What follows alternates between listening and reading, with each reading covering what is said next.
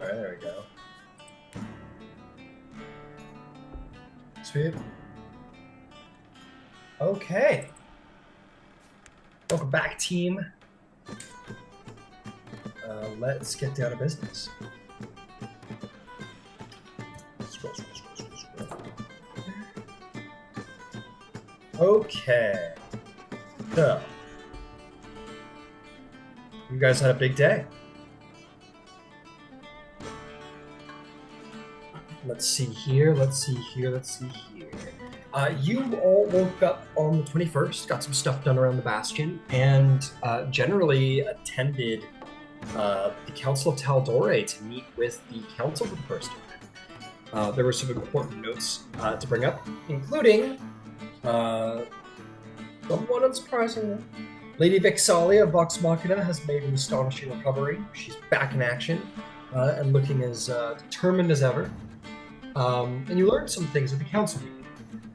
Odessa identified the witness below as Ebis Merendala Dusk, half-elven devout scholar priest of Ayun who disappeared 70 years ago investigating pre-calamity ruins in the Cliffy Mountains. Odessa intends to look into any information regarding these ruins. Arcanist Aluravai Soren is going to look in... Could you turn the music down just a smidge, please? Thank you. Sure. I'm sorry, it was hard to hear you over it. No problem. I didn't want to say anything this time. No, please, anytime. Please do. Sorry, I was having a little on my end. I didn't know if you could hear it. Arcanist Aluravai Soren said that she would look into information regarding Grovel Thrash, which was kindly brought forth by Tormada. The arm of the Betrayer, the vestige of divergence. Arbiter Braun is convinced to hold back information about the Betrayer's champions from delegations of ambassadors until there is a direct danger that is apparent to the Republic as a whole. Before anything is moved in that direction, though he is very uncomfortable with that and believes that it maybe doesn't fit the law perfectly, and he is the law bearer after all. Or the god's the law bearer. He's the master of law. Yes. Oops. Seeker Odessa also gives more information and believed that there was important activity going on with these isles that could be related to the cloaked serpent. Just sources that seem to indicate that and recommend that if you were to start your journey into looking into things, that would be a great place to start. Lastly, Governor Tofor advised the party to seek Ambassador Sealdor about the Iron Authority's inevitable attack on the Republic, or what seems to be growingly inevitable, as his delegation is being the most vocal about doing something about the Iron Authority. However, Coin Mistress Vexalia advises that the Republic doesn't have enough money to go to war due to all the debts to the League of Miracles, though she is hopeful about envoys that have been sent to the dwindling empire and the Kryn dynasties to open up further trade with the rest of Exandria.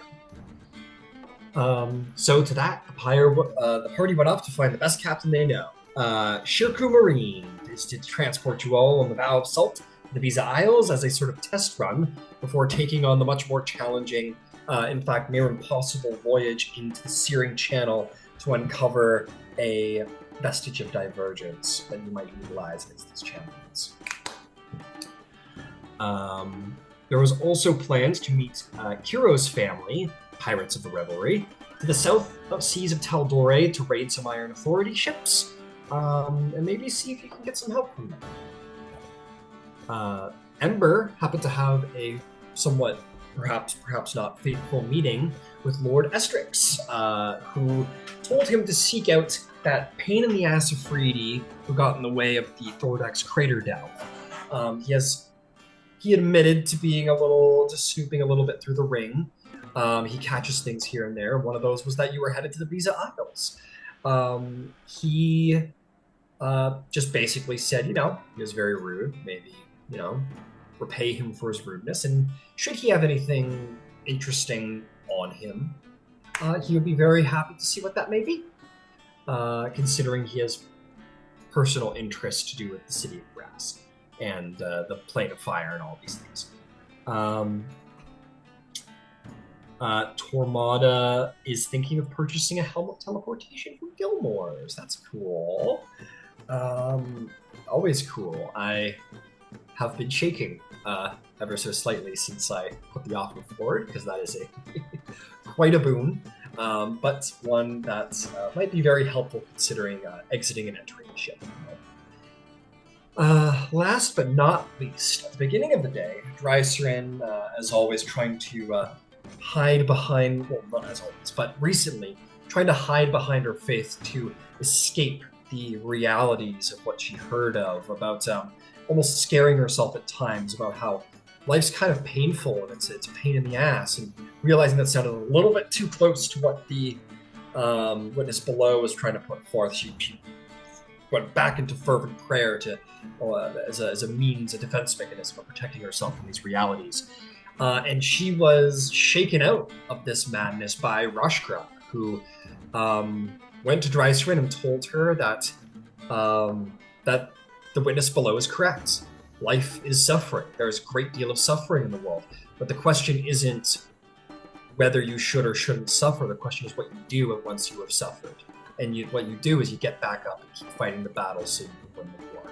And after Drysrinn took out some rage on Rashkra's body, Drysrinn seems to have come through a little bit and realized that life isn't about suffering, it's about what you do after the suffering. And the two of them began to start training pretty hard for the day of challenging. So with that, the Bastion has been repurposed to aid Drysrinn's unarmed combat abilities, and Rashkra simply said, like, show up 7 days before the day of challenging, and he's going to work you to the bone 8 hours a day and get you ready for the day of challenging. And that is where we left off. So you guys are still there. Shirku Marine said that he will be ready to take sail, not tomorrow, but the morning of the day after, which gives you guys the rest of today and tomorrow to do what you need to prepare for your journey. So, what would those things like to be? Yvaine, yes. At the point, this is a question. Are we still in the streets of Yvaine immediately after Ember has been acknowledged as Yvandra's champion? Is that where we are picking up? No, we're long. That happened yesterday. That happened. So yesterday. All right, thank you. No problem. Yeah, that definitely happened yesterday.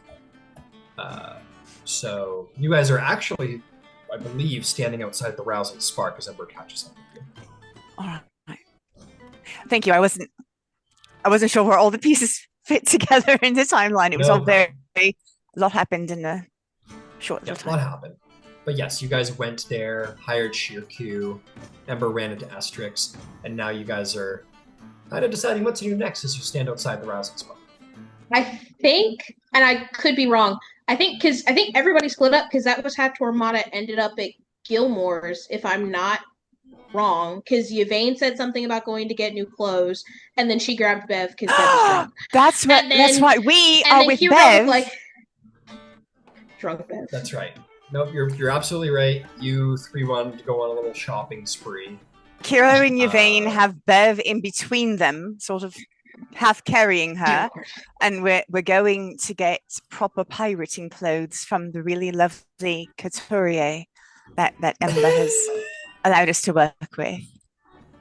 You're gonna go to Ember's custom magical garment shop for the high aristocratic individuals in the city to purchase pirate clothing. Oh, one must look good. No, by all means. It's funny. Yeah. Okay. Let me go look up that information.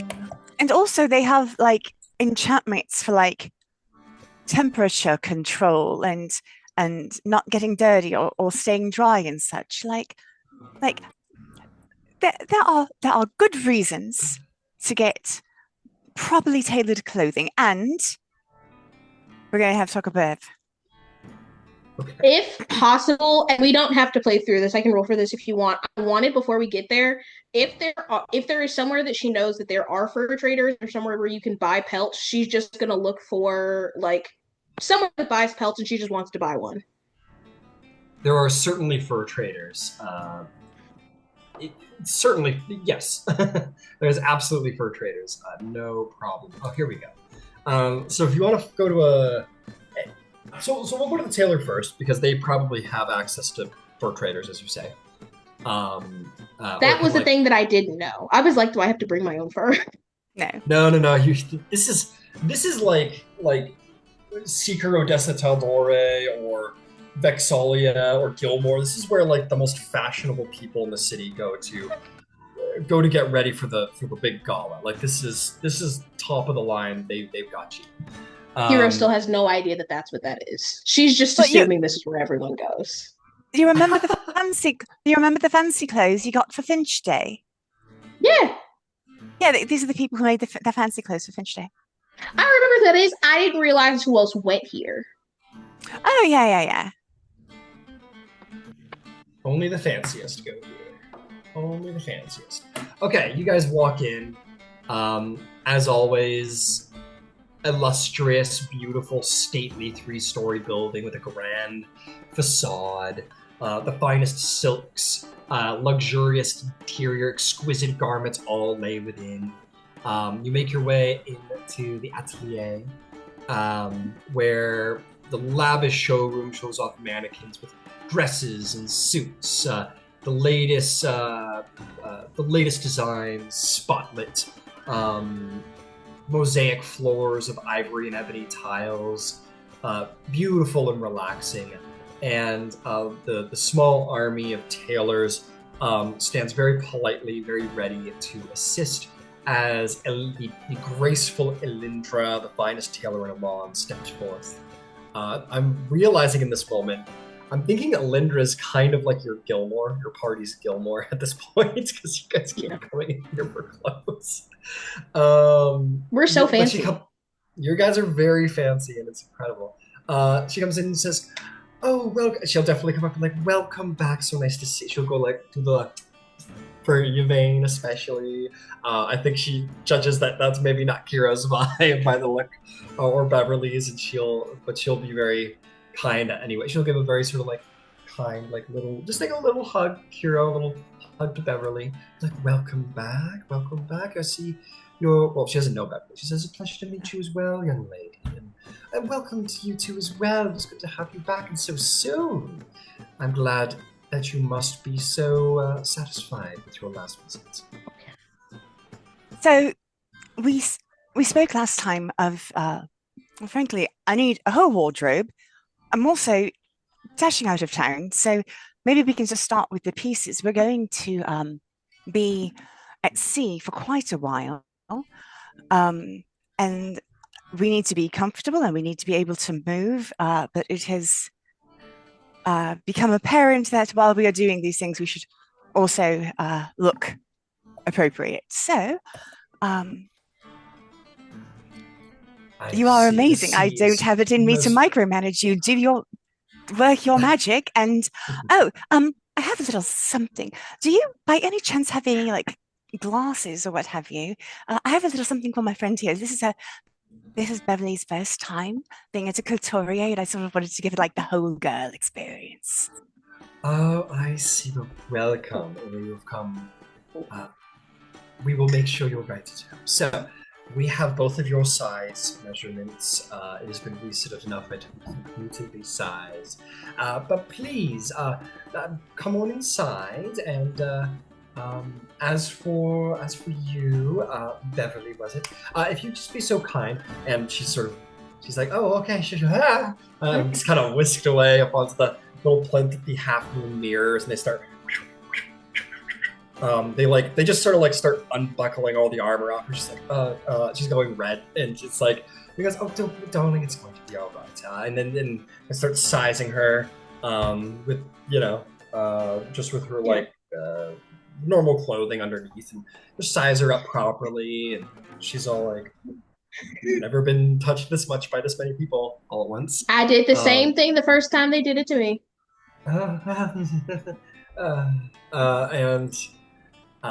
she says, "So, I am definitely getting the MO here. We're going on the sea. We want to be comfortable. We have any number of temperature controlling enchantments that can be placed on the garments. Most certainly. Something to keep it clean. We could. Well, I guess that's the question.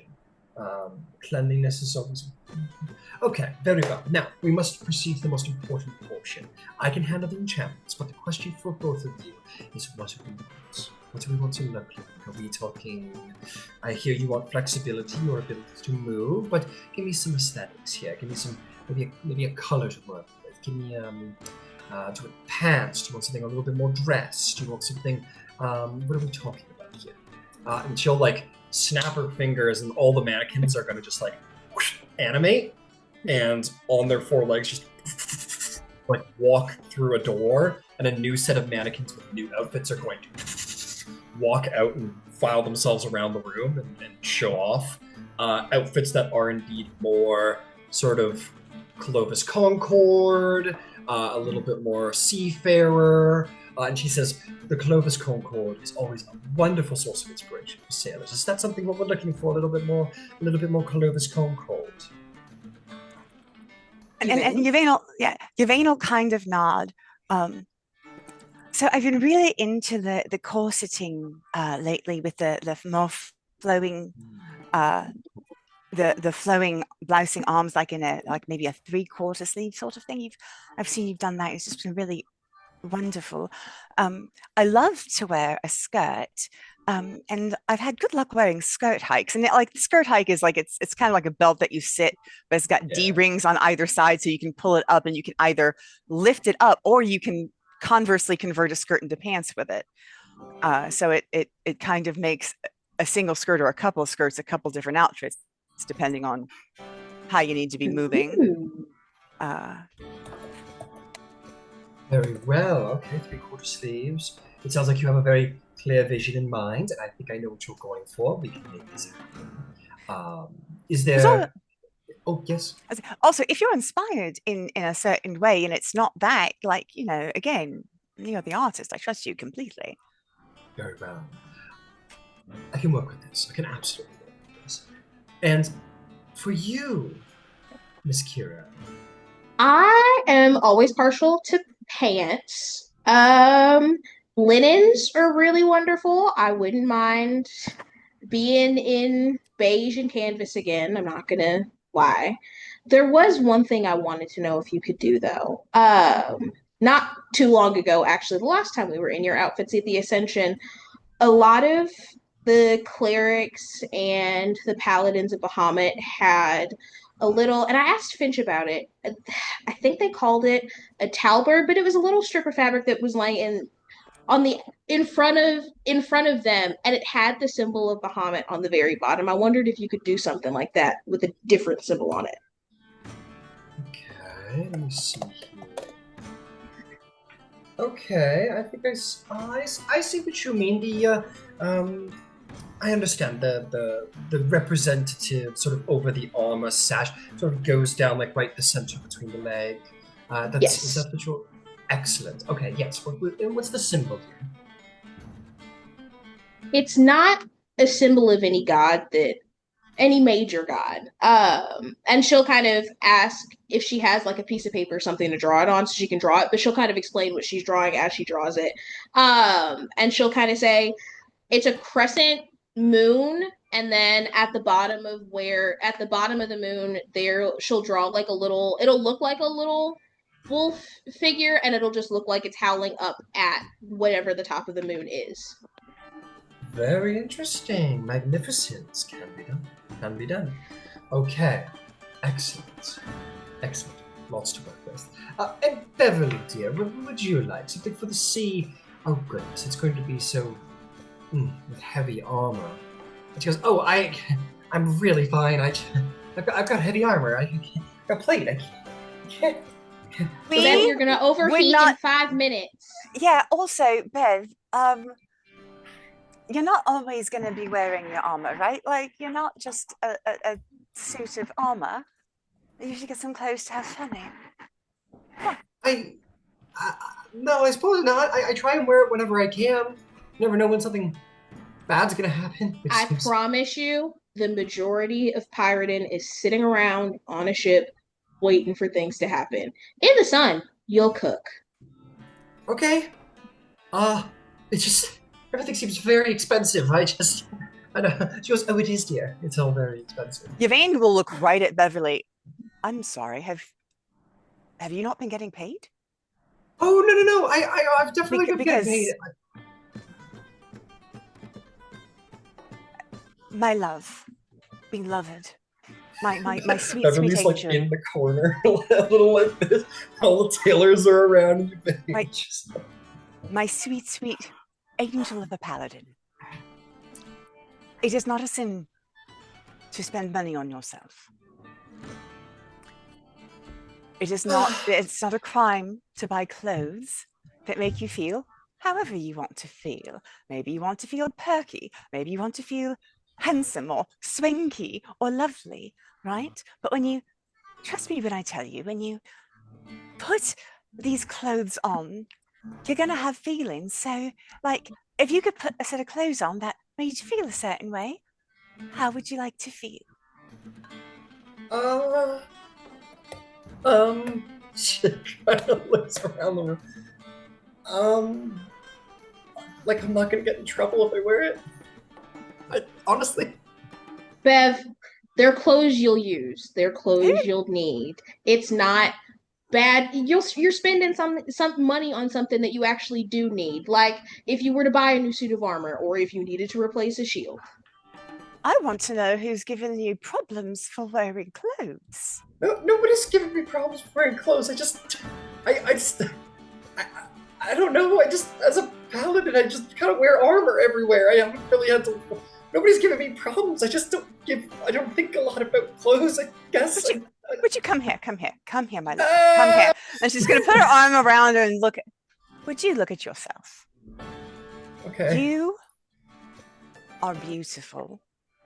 And you are capable, and you are one of us. And you know that thing you did after I've been gone, where like you kind of got vague and you sort of started pulling away from people, and I didn't understand why, and I said something about it, and we talked, and then you were fine. You're doing that thing again, and I don't know why. But we love you, and you're beautiful, so you're going to buy some clothes, and we're going to frolic together. Okay. I feel like if you don't buy them, I will. Yeah, I will. Seriously, like you're not walking out of here without clothes. Oh, okay. Your pressure. She kind of looks to the tailor like this person's more scarier than anything you've ever fought, and she goes, "Say no more." Everyone goes, "What?" She goes, "No, I think I know what we need." What she knows what you need. What are you gonna do to me? She goes, Trust her. "Don't worry, dear." She's an artist. Trust me. You're gonna be fine, Beverly. She goes, "Okay, great."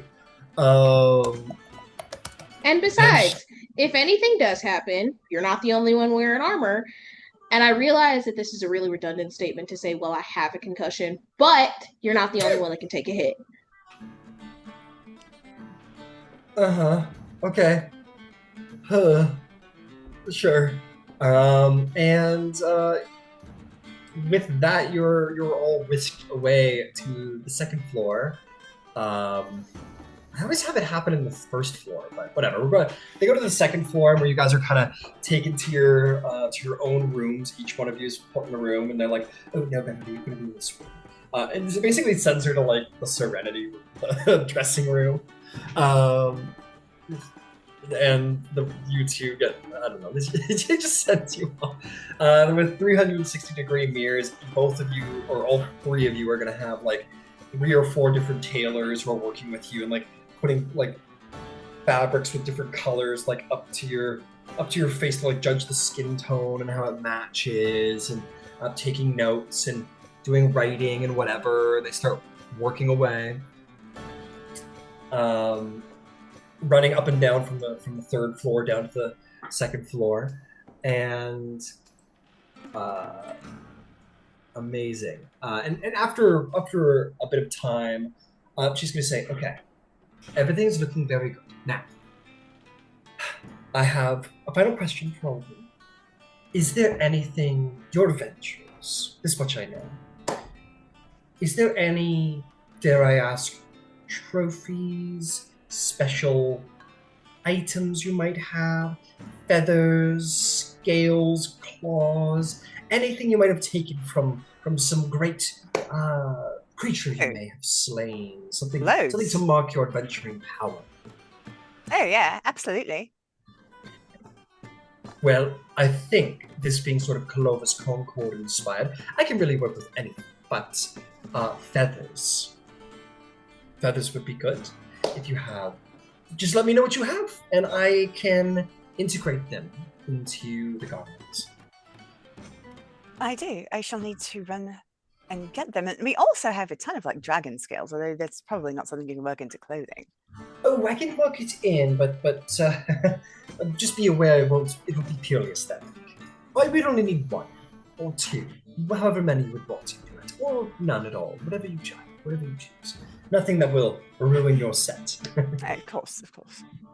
Yeah, I will. I will. Yvaine's actually got she's actually got a raven feather that she took from the wow. Yeah, no. This feather she's got has a story to it. Funny story. I just looked at Qiro's inventory. Apparently she also has a raven feather that she got while she was in the Parchwood Timberlands. Huh. Hey there, Warlock of the mid-moonlit wolf, former companion to the champion of the ravens. So, you know, it was bound to all connect back somehow. Yeah, no, the feather that she has is from our very first adventure together. Ended outside of ended in a temple of the Raven Queen, and she found this feather outside of it. So yeah, if she asks, Qiro like pull it out of her, like it's in like the very bottom of her bag. She forgot that it was in there. Excellent. Well, she goes, "Well, Qiro, you are a sailor through and through. Yes, the sea calls to you. Sometimes. Well, so maybe perhaps indeed quite fitting, but a miraculous story. And if I'm going to be making a more larger wardrobe for you, maybe we need to save such an excellent symbol of the length of your adventures, the beginning of your adventures. Perhaps we might save it for something extra special. What do you say?" She'll hold it. I will leave it to your discretion. She will leave the feather with her.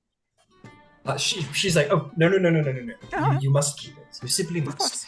And when you come back to me and you're ready for another garment, we'll work on something that is the summary of your adventuring career, and we'll put it in there. How's that?" That sounds wonderful. Excellent. But for now, off you go, children. You have been such excellent students of fashion. It's been about an hour. And she says, it sounds like you're leaving soon. I will be sure that the garments are made for you by tomorrow night at the absolute latest. To my word, as a tailor. Thank you. Thank you so much. I was like, thank you. And she goes, all right, run along now. Of course, we will need to pay for the outfits, of course. And she will give you the price. I believe they're like common magic items for 50 gold. So, and fine clothing is clothing. Here we are. Fine clothing is 15. She'll charge you 75 gold for each outfit. Beverly takes one last look at her gold and she gives it to the lady and reports to all of you. Fantastic. And you guys exit having been sort of weighted on hand and foot, your styles being brought to the forefront, having this expert tailor work her magic for you. And yeah, you guys are going to be looking pretty spiffy tomorrow. I just need to spend some time with Pinterest. How much was that again? I was No looking. problem. 75. Thank you. I'm just gonna write it down instead of trying to do the math. No problem.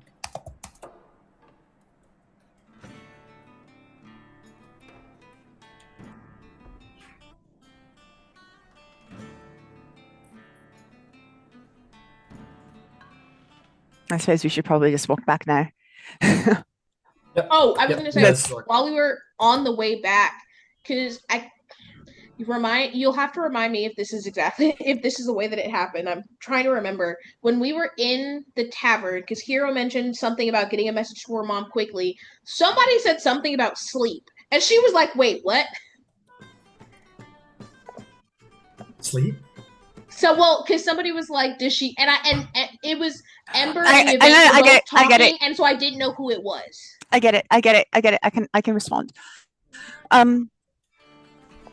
Yeah, so I've some small capabilities with dream magic, but in order for me to really be able to connect with someone, I need to have met them before. So unfortunately, but you could do it. Actually, all right, yeah. So I can share the spell with you, and you I can sort of activate the spell through you, and you would be doing it. Both of us are going to be there? Yeah, we would both be there. Okay. Is it just we would just meet in a windowless? Is it just a box, or it can be when you've got a bit of skill with it, since it's your dream and you're creating it, you can do whatever you want to with it.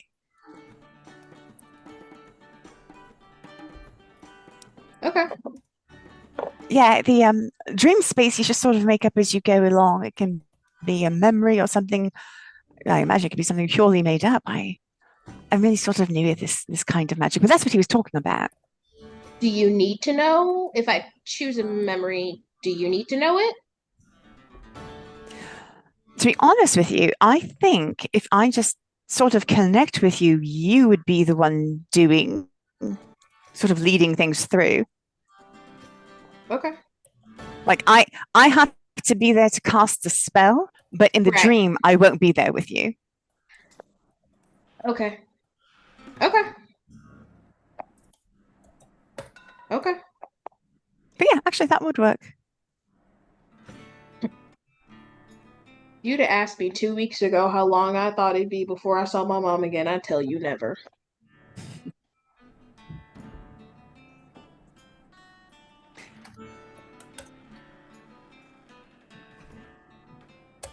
Yeah.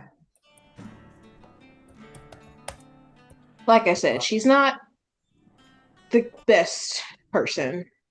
Well, Qiro, depends on who you ask. Qiro, you don't have to do this. If you're not comfortable, you don't have to. It was an offer, not a requirement. No, but it was an offer and it's a good idea. Yeah. And we might actually have a shot at getting her to agree. And besides, like Ember said, boats are flammable. They are indeed. It's just the person that I was when I lived on that ship is nowhere near the person that I am now. They're dying to get here, but can't say I hate it. You know, funny story. I am from this teeny village in the arse end of the cliff keeps 20 miles north of nowhere somewhere, you know? And about a year ago, there was a huge row in my house about my lack of ambition, as I was perfectly happy with animal husbandry and simple herbal remedies. And doing work around the village and just generally being whatever. Yeah. And Yeah. now I'm a member of the Council of Tal'Dorei. Like, the person I was a year ago is very different than the person I am now. I think it's what growing up is about. No, I'm just the version of me that they imagined existing for the rest of time will never happen. Especially not now. Well, that's not your problem. Isn't it? No. It is absolutely theirs. We'll see. No. Meeting them will explain a lot of things, though. About me personally, that is. Apparently, I am just like my mother, though it is my dad that says that, so I take everything he says with about as much salt as the ocean. It's quite a bit of salt. Yeah. So yeah, I will say this. Change is inevitable. I thought I was going to be a ranger. I got lost.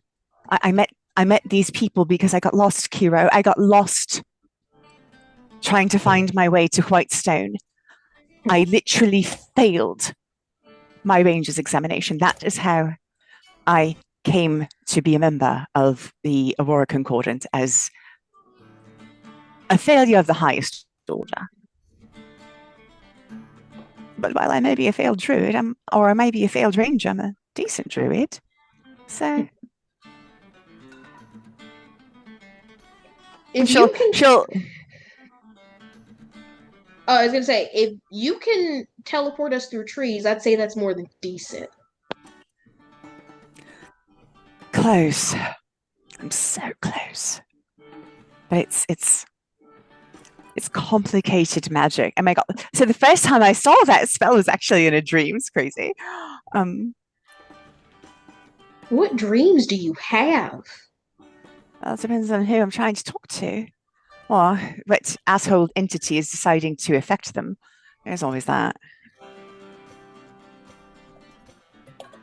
No. Why? Sleep was supposed to be sacred. Sleep's where I go to get away from everything else. Hold on to that. Like, I love that for you. I really do.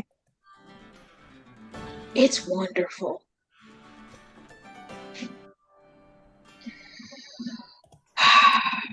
So, Bev. Don't think we forgot about you. What you thinking about? I'm thinking about how I feel like I'm being punished somehow, but I probably shouldn't have said that either. Yeah, it's just a joke. I can understand. I can understand why you feel like that, especially considering what you said. I can't say that I haven't, but like I said, at the end of the day, it's gear, it's armor, it's what you need. And in the end, it'll help. Okay. Yeah, no, I believe you. You are an RC expert, so I'll take your word for it. So is there anything else that's going on with you, Beverly? Make a persuasion check.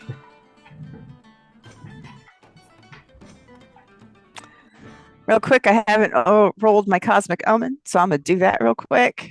You use the power it's a of the 7 stars against. If I need to, yes. However, it was a 7, so it's.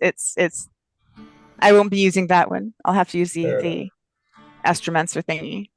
Sure. That's not too bad though. I think it's going to be a 15 when it grows up. Nice. Yeah, it's going to be 15. Understood. 15.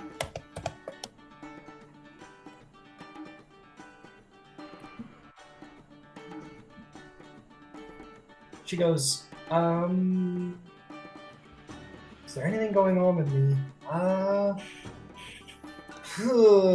boy.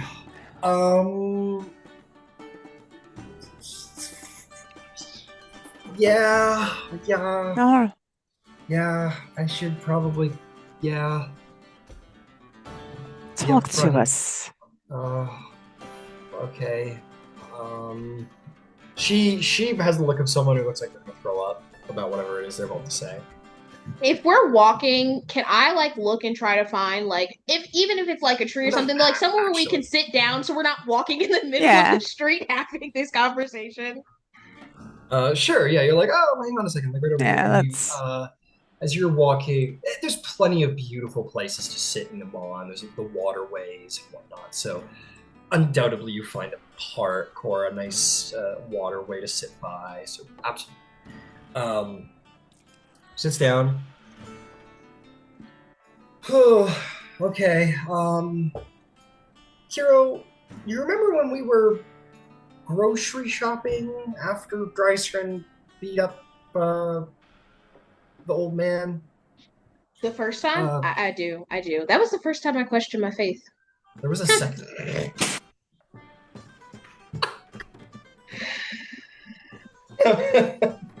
That was very funny. She goes, yeah. Actually, it was she's straight up for a second. She straight up laughs like I just did. Absolutely. Has like a really like tension relieving laugh about it. And she goes, yeah, maybe that was it. Well, you remember when we got jumped in the alley and we sent them packing and all that? I do indeed. It was fun. It was a good day. Well, I tried to, I tried to put some extra paladin juice into it. Finch calls them smites. I was trying to smite one of the people, and no smite came out.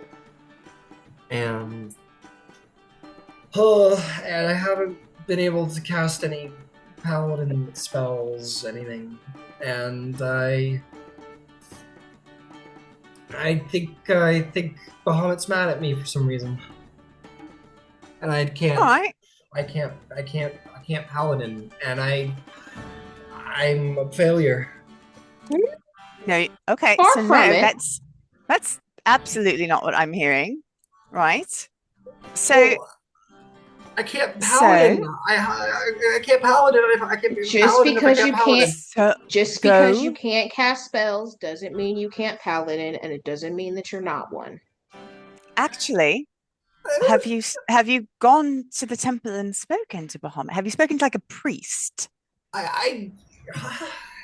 Like I'm not talking about prayer. I'm talking about no. I've been too embarrassed to talk to a priest about it. My love, these spiritual things are so complicated, and the gods and what they want and how they work. It's overwhelming. It is not fair for you to expect that you will never make a mistake, that you will never be wrong. That's not a thing. We all make mistakes, But if you could go talk to someone like an expert, like a cleric of Bahamut or such, they could give you guidance, and you could work it out if it's what you wanted to. And also, if you're a failure of a paladin, well, I don't know, maybe that means you're just like a hell of a fighter, right?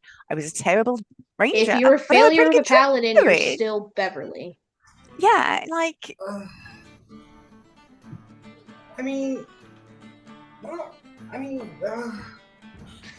you are among a whole bunch of people that, ironically, that all started their lives out thinking that they were going to end up one thing. And then life came along, and life put them on a completely different path. And that path is how we found each other. Say that this is just a spiritual fluke and you get your powers back. You're still a paladin. Say you don't. You're still Beverly. But, am I? Yes, became Beverly you are. To become a paladin. Oh. I can. Qiro doesn't know why you said that. I'm just going to address it.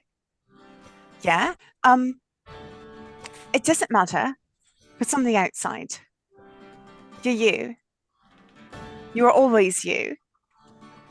You don't change the inside.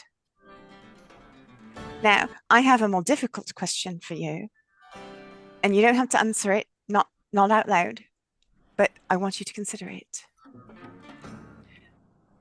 I know that you were very much taken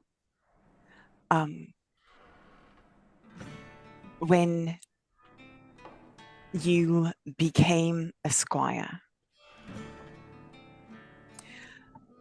I also know you've carried the moon spear, the Moonweaver's weapon, for months now.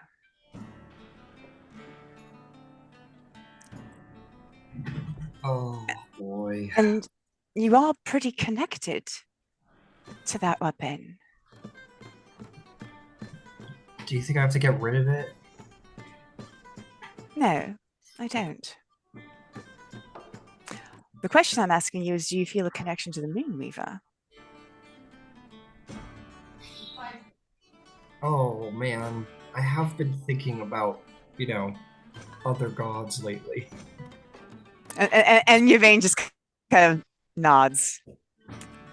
I just, I don't know, I'm like a changeling, and I don't really do anything with being a changeling, and that all came out, and changeling, and I don't know, the Moonweaver's all about kind of like doing good things on the sly, Well, I mean, she is a goddess of the Fae, right? And trickery is one of her domains, and so is love. And I watched you stand watch over Miss Emma and Gabriel. You have a very big heart. Now, I am not saying that you need to change anything, right? What I am saying is that nothing you're experiencing is wrong or bad. I'm upset that you feel any kind of shame about it, because there's nothing to be ashamed of. Let's just fix it. Faith is supposed to grow in. Your faith grows and it changes just as much as you do. And if Bahamut is good enough that he got you and Finch to believe in him in the first place, he won't be upset if your faith grows and changes into something else. Hey, remember the time the Raven Queen marked me for death? Right? Growth. We all grow. But isn't it kind of bad that I don't know, I want it to be I heard about Bahamut, and he protects people. Yes, he does.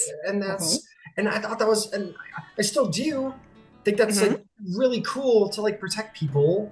It is. And now I'm kind of thinking about, maybe I'm thinking a little about the chain, because we went to Lyrangorn, and she's kind of an elfy fae god, and I'm kind of a fae creature, but isn't it no. I should show some commitment. No. I can't just swing with gods. You're not. I mean, but you're not. Do. Maybe this is why Finch hasn't made me a paladin, because I don't know how to commit.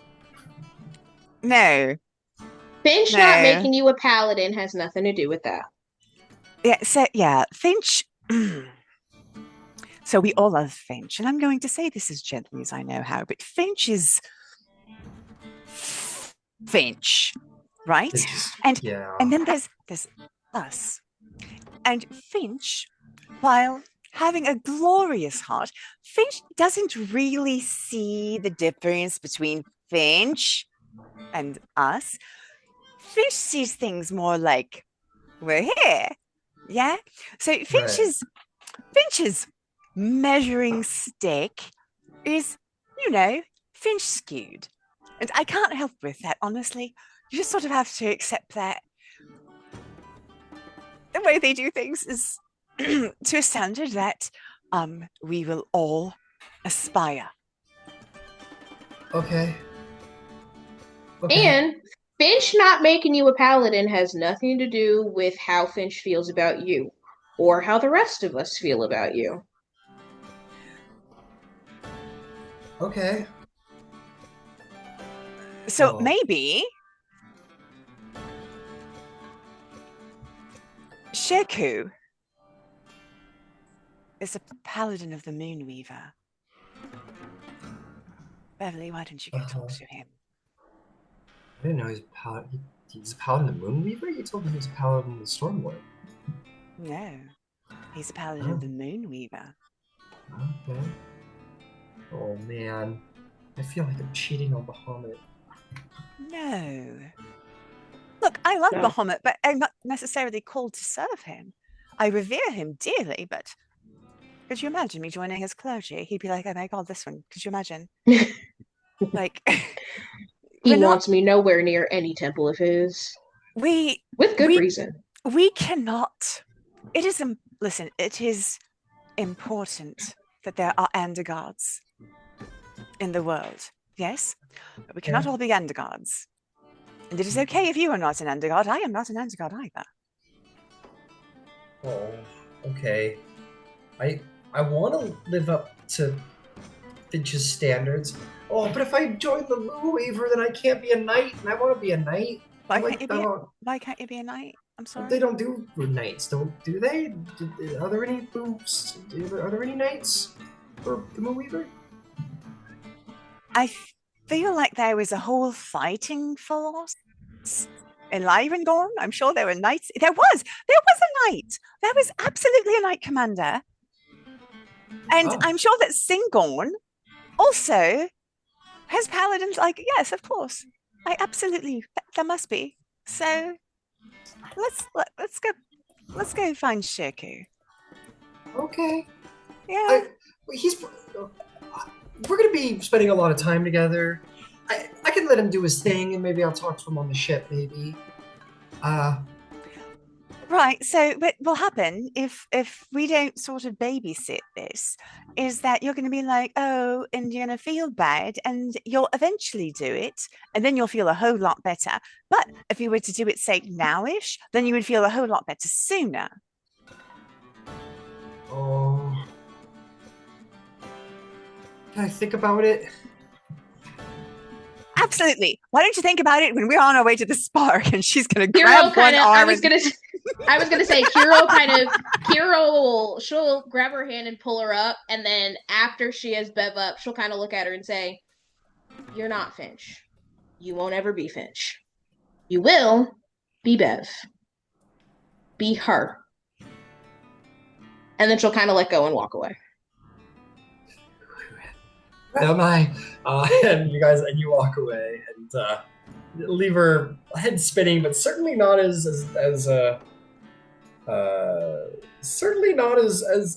beat up as she could have been coming out of that conversation. She's you've given her a lot to think about, and then given her a space to not feel ashamed, and that's wonderful.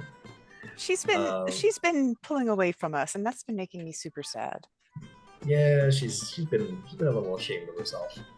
Also, there is no way that Qiro is going to let her go to the first night. The first night she's going to be like, hey, Beth, come here real quick. Sit. There's no more ignoring anything.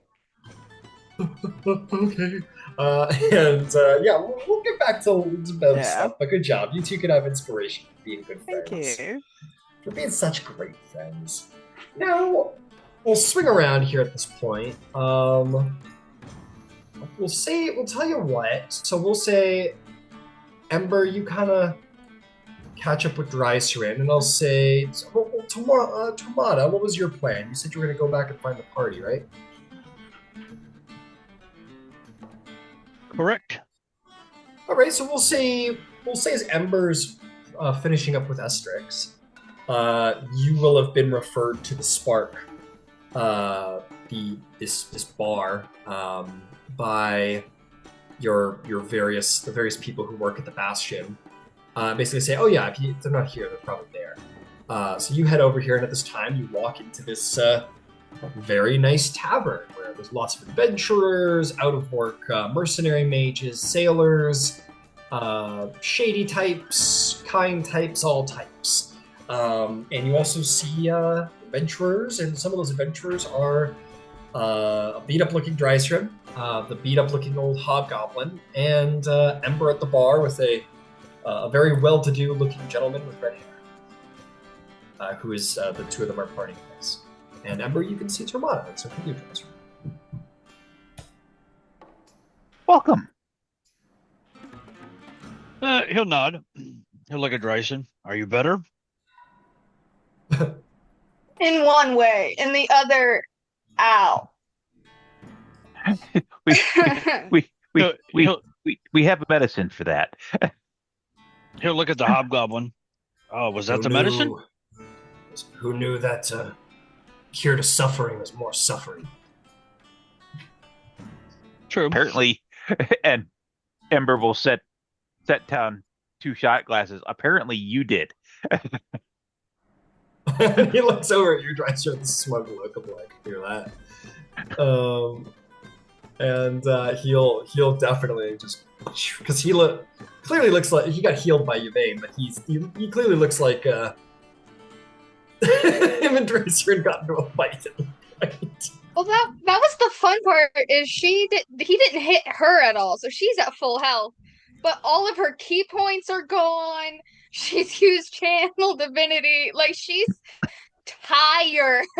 Yeah, you're tired and he's injured. And so, as any follower of the Stormlord should be, one or the other.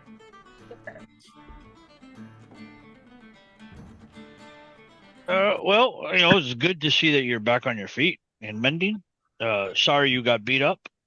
And then he'll put down a piece of paper for Ember, in which he wrote down the information about the Helm of Teleportation and the cost. Do you think this is something we could do? I mean, I don't have the funds, but I didn't really travel with much money.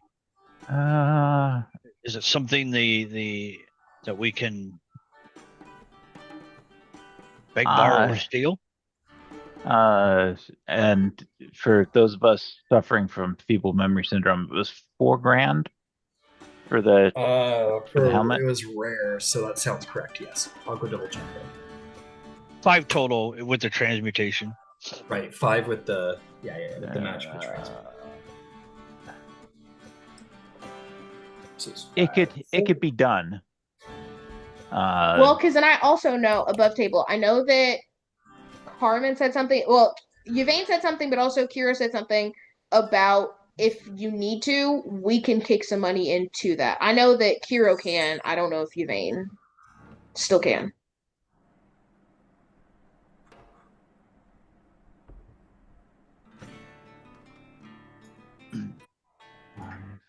Well, for the time being, let me do it this way.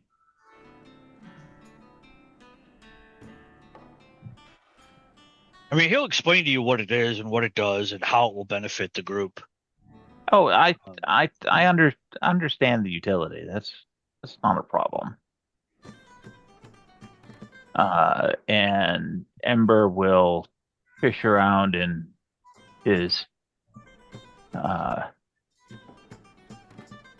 multi-purpose tack sack, and will eventually fish out a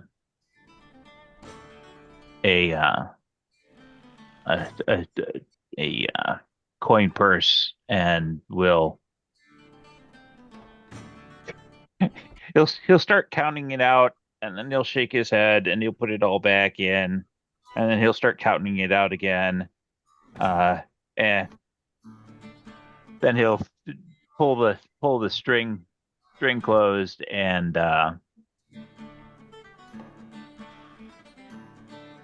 just hand over the entire pouch. And it's a good sized bag. And it's just chocked full of platinum. Oh, okay. And it's five 5,000 gold worth of platinum. All right. I'll bring you back a receipt. The next question that probably needs to be addressed is who will because you do understand attunements, I assume. I don't want to, I don't want to assume you do know, but I'm going to assume you do understand how enchantment or attunements work. We need to make sure that someone has access to take on the burden of yet another magic item.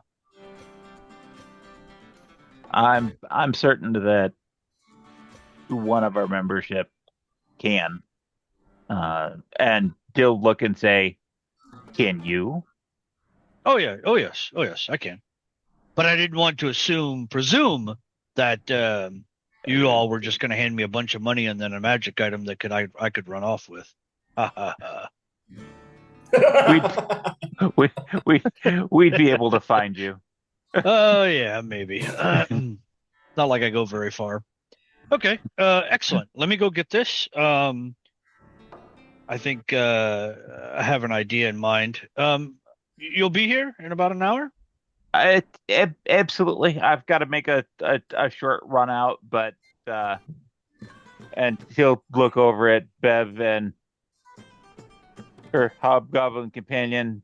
Actually, they probably won't be, but my mom, and he'll point to a very young woman who is in no way old enough to be his mother. If I'm not here because I stepped out, my mom will be here. So her name's Emma. Emma, this is Tormada. Oh, and so nice to meet another one of Ember's friends. We're friends? Yep. Okay. with all the spoon and wheel that comes with that. Gotcha. I'm making jokes. Sorry, not my forte. That's quite all right. All right, I will be back shortly, and then we'll see. He brought you home and gave you 500 platinum, dear. You're friends. He just shakes his head at that, and he'll wave. And all right, I'll be back. Not that she knows that, but I just thought it was a funny detail. Hey, fun fact: in D&D canon and Exandria canon, platinum has not been minted for hundreds and hundreds of years. It was only minted back during the Age of Arcanum. So any platinum that you have was minted during the Age of Arcanum. So, fun fact. So each coin is like a bit of an artifact unto itself. So just fun fact. But yeah, Tormada, you can head out, and you can head over to Gilmore's. I'll stop at some place that does coffee, and then I'll chill it on my way there. Nice, very cool. Some guy's like, yeah, it's kind of a hot day, but sure, sir, whatever. Whoa, that was incredible. And you can make yourself a nice little iced coffee. I'll have one, but I'll take one for the half asleep. Nice. Store, whatever he is. the sales associate. If you Yeah. call him that. Yeah, go ahead and mark off like 2 coffee for each coffee, whatever. Sandria Gilmore's. Glorious. Magnificent. Yeah, you head back there, and sure enough, you're. Oh my god! Please don't. I thought he said, "Oh my god," when he saw the coffee, and then I had to look at you. Sorry, the cat pushed my screen over. But yeah, Jerry's there. He's like, the shop's empty right now, and he's just kind of nothing like that. His mouth kind of open. All right, yeah, I'll walk in and smile and hand him across the coffee, as I promised. Oh, you actually did. Oh, is it chilled? That's so cool. Wow. We'll take it. Be like, thanks so much. That's so nice of you. No. That met my monthly quota for doing good deeds, so I feel good about myself now. He goes, "Oh well, you should. I needed this. I'll be honest. Smokey, for God's sake, the cat's being a pain in my ass.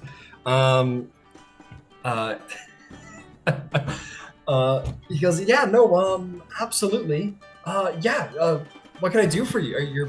You're back for the helm? Yes. Oh, terrific. And so for the transmutation, it's not something I specialize in, but I understand that it basically takes an item and shifts it into something else, like a sword into a scimitar, something of equal shape and value, or not value, but weight, correct? Similar shape, similar weight, sir.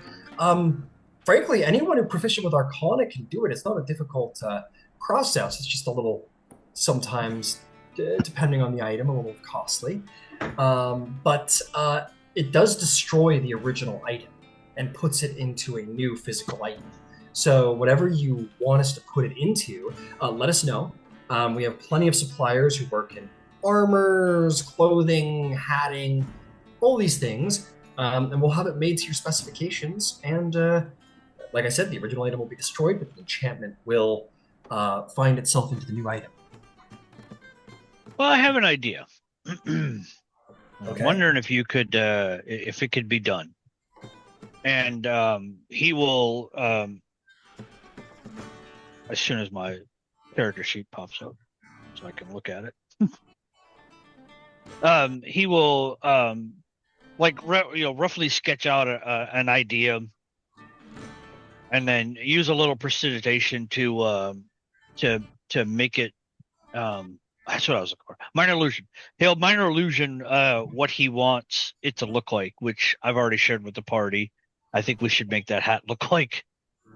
And then just describe the changes to the hat to fit the party.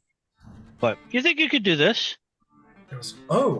Absolutely, sir. Like I said, we have no shortage of individuals who are capable of such creative crafts. So absolutely, I'll have these notes brought over to our hatter, and they'll produce it, and we'll have the enchantment transferred over, and you can pick it up tomorrow morning. Excellent. 5,000, correct? That was the agreement? 5,000, that's right. 4,000 for the item and 1,000 for the transfer. All right, I'll count it out. I'm going to need a receipt for that, though. Of course, sir. Otherwise, the council won't give us back our money. I really don't know if that's true or not out of game, but why not? He just kind of doesn't know which council you're referring to. It couldn't be. And he goes, of course, sir. And he's going to take out a bill of sale, and he's going to mark down all the necessary notes, and he will sign it himself, and he'll do a little ink stamp, or excuse me, a wax sealed stamp, and he will hand it over to you, officially signed and stamped. There you go. Hand it over to your council, and I'm sure they will be happy to reimburse you, or... Oh, I have no idea what the Tal'Dorei Council is going to do, but, I mean, why would we not try to get the money back? You're working for the Tal'Dorei Council? No. Wow. No? They're just like, yeah, I mean, yes, no, I don't know. I'm not really sure where we sit in this nebulous agreement. Okay. Seems like an interesting situation you found yourself in, sir. But congratulations nonetheless. It's not every day you work kind of for the Tal'Dorei Council. Well, congratulations, and like I said, bill of sale, and like I said, item will be ready for you tomorrow morning. Excellent. I'd recommend coming here. Items are sought for. It'd be nice to hand it off hand to hand and all. But we'll get right to work. Okay. And at that, I'll take the receipt and go back to the bar. Fantastic, and so you do. Let me... Okay, sweet. We'll see. It's definitely getting later in the day. You've had a big day today. Sun's going down as Tormada steps out of Gilmore's glorious boots. You're going to have all day tomorrow as well. Yeah, Ember? Is that a hand? I have w- one stop, two items. Okay. One is just an outfit change for Ember. They already have all of his sizes. Um, but I am gonna ask Alindra, did you get Kiro's hat size when the girls came today? Of course I got her hat size. Fantastic. Uh, can you recommend? Do you have a haberdasher on staff, Of or course we have a haberdasher on staff. fantastic? At which point, Ember will describe a hat Understood. that he is looking for. And she said, we were having something made already, but this is tremendous. We will have this instead. You thought I was going to let this girl go on the sea without a hat? I suggested something that seemed to cause her some trepidation and concern, and I wanted something by way of apology. Ah, I see. Well, pretty hats are a fast way to a lady's heart, in fairness. We will have this made, and would you like it given shipped to you, or put in with the original outfit? If she's picking stuff up tomorrow, just include it with what they're picking up, and Ember will fill out a little card that says to Qiro, my apologies for mentioning your family. I hope that it didn't cause you too much distress. Please accept this with my apologies. Excellent. And she will say, the hat's on the house, Ember. You've been such an excellent client. Oh, that's exceptionally kind of you. And she will, and the place, despite the fact that it's nighttime, the tailors are hard at work getting, it's always a rush order with these people, but always getting ready for tomorrow with all of the various outfits. Okay. Fantastic. Is there, so with that, you said 2 items. Was that just... And it's a brief linen outfit for me. I saw some of something similar while I was in here before, and it will be a 25 gold deal for an appropriate piece of dress, so that's not a big deal. Understood. Okay. With that, you may all head home. Drysrinn, you probably fall asleep before you hit the pillow. You've had a big day. Yeah, Yvaine, Qiro, you maybe go to bed thinking about your cool new outfits from coming tomorrow. And everybody can head over to the Bastion and, yeah, get some sleep. Great. And long rest is had. Quick yes, question. Yep. Are we... Oh, and I guess Qiro will ask Yvaine if we all start going to bed. Are we doing the dream thing today, or... Do you not have to? The more time that we give her, the better. All right, well, the very good news... Oh, it's so pretty. The very good news is that,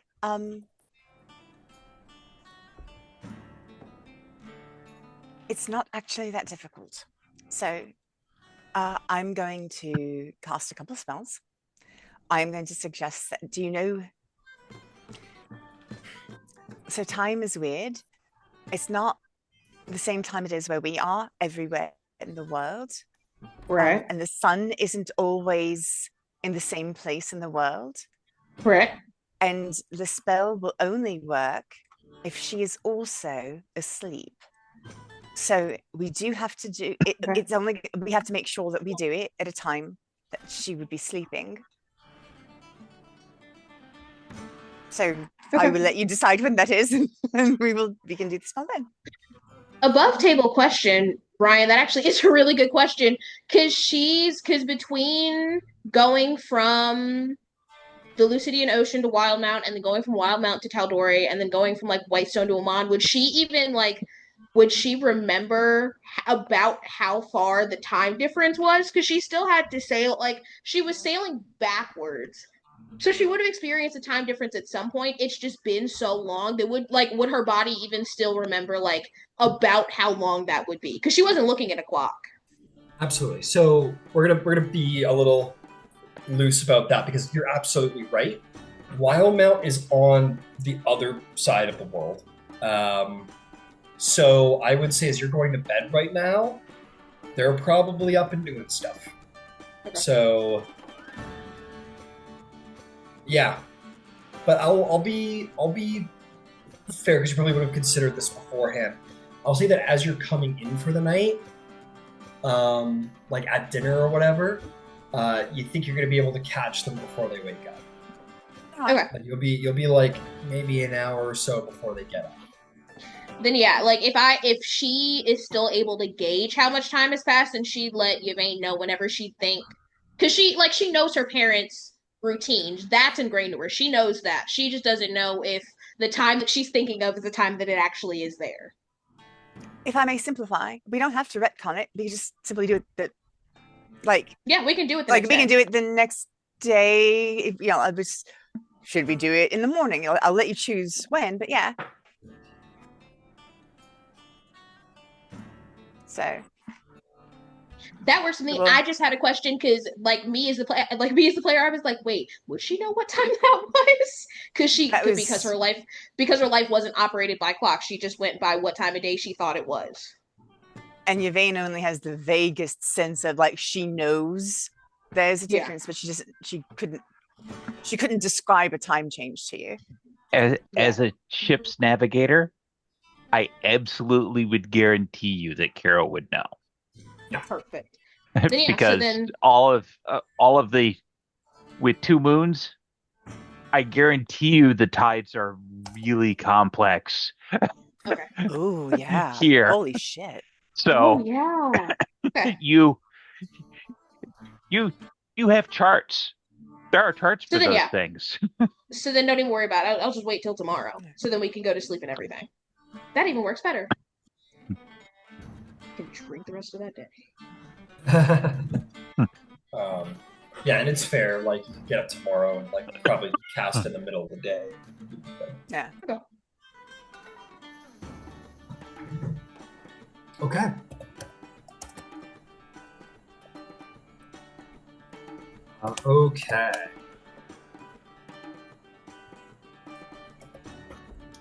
Yeah, so you all wake up the next morning.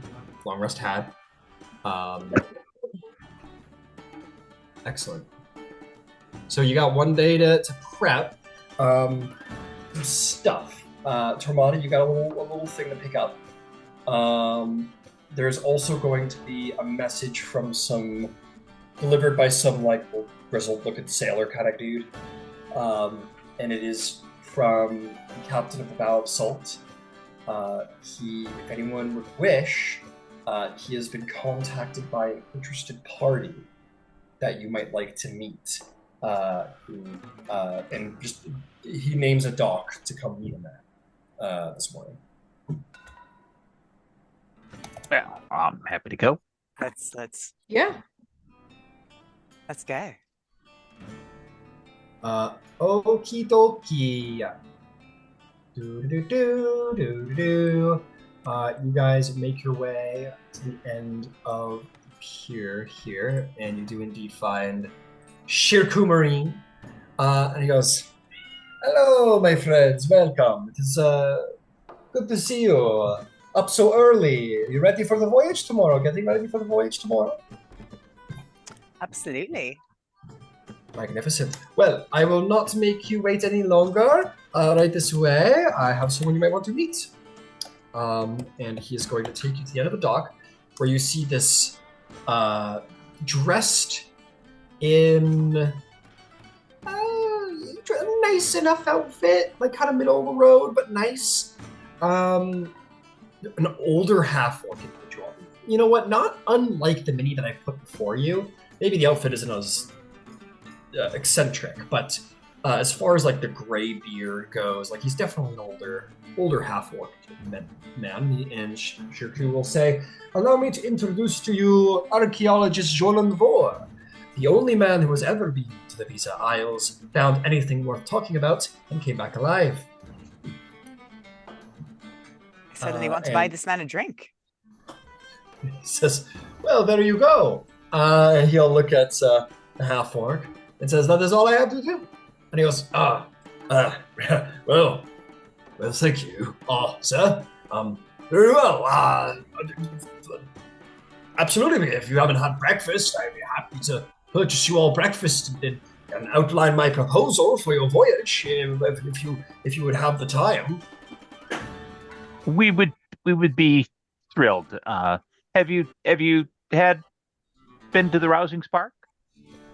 Oh, I've heard of the Rousing Spark. Yes, I've always wanted to go in there.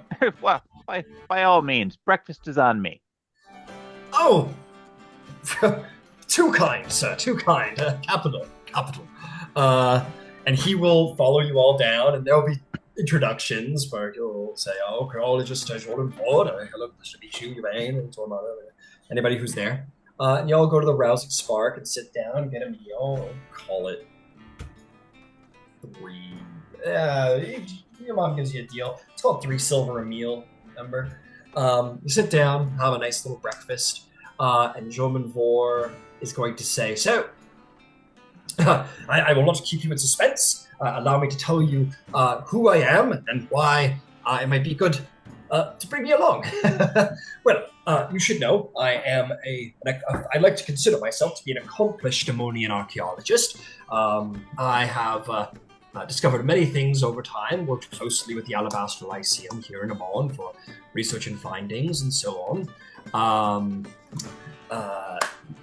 I would like to propose to you that I come along. As your captain said, I have been to the Visa Isles and I have made some rather fascinating discoveries there. And I guarantee you there's no one else in Ammon or beyond who will have the same knowledge that I will. You see, it was some time ago. Sorry, I'm just trying to get the information as I go here. There we go. Those. Okay. So I can tell you of my other discoveries, but we're most interested in Visa Isles. Who isn't? I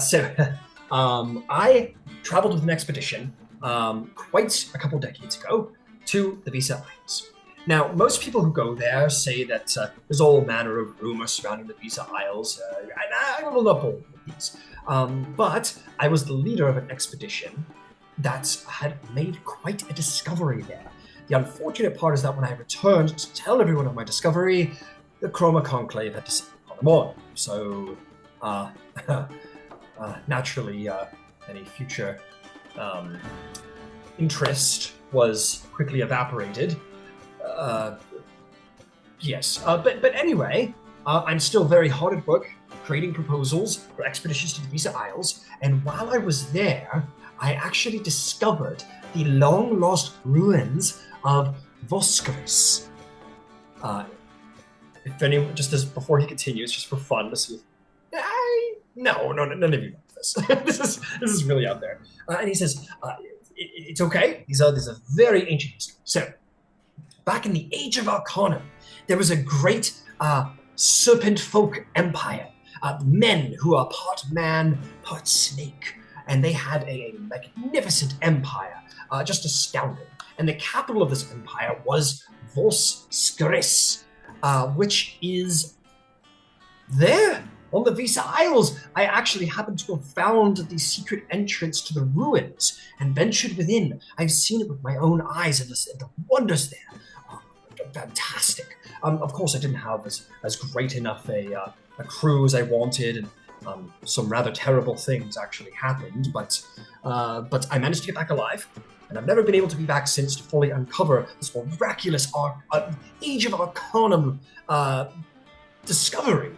But if you would have me, I can show you how to find the ruins and maybe even venture within and provide perhaps some insight. I happen to be quite knowledgeable about Age of Arcanum and some other subjects, but archaeological-based subject matter.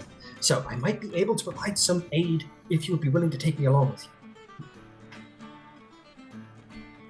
I would. I think that's fantastic. I have so many questions. Also, the terrible things that happened, could you be a little more specific about them? Well, yes. It's actually rather a marvel, a tragedy, but a marvel.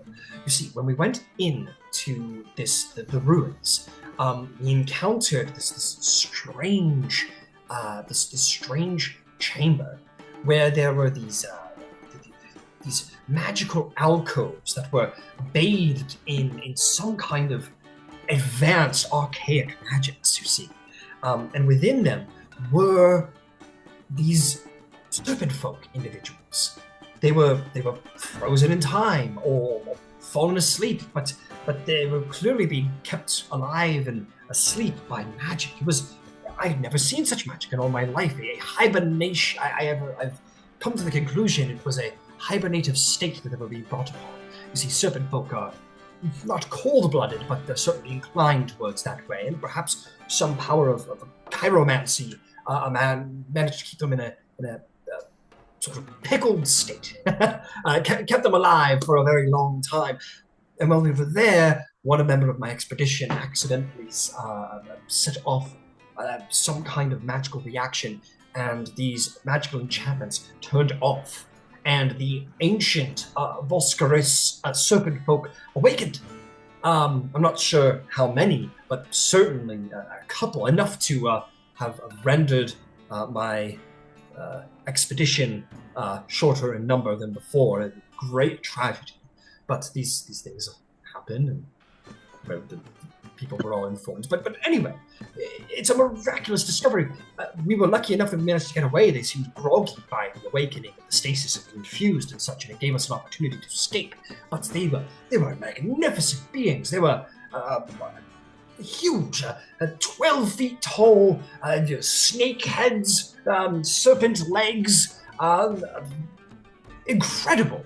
The magical advancements there, the magical technology there is astounding, and I would be more than happy to accompany you and show you how to find these ruins. They might be worth looking into.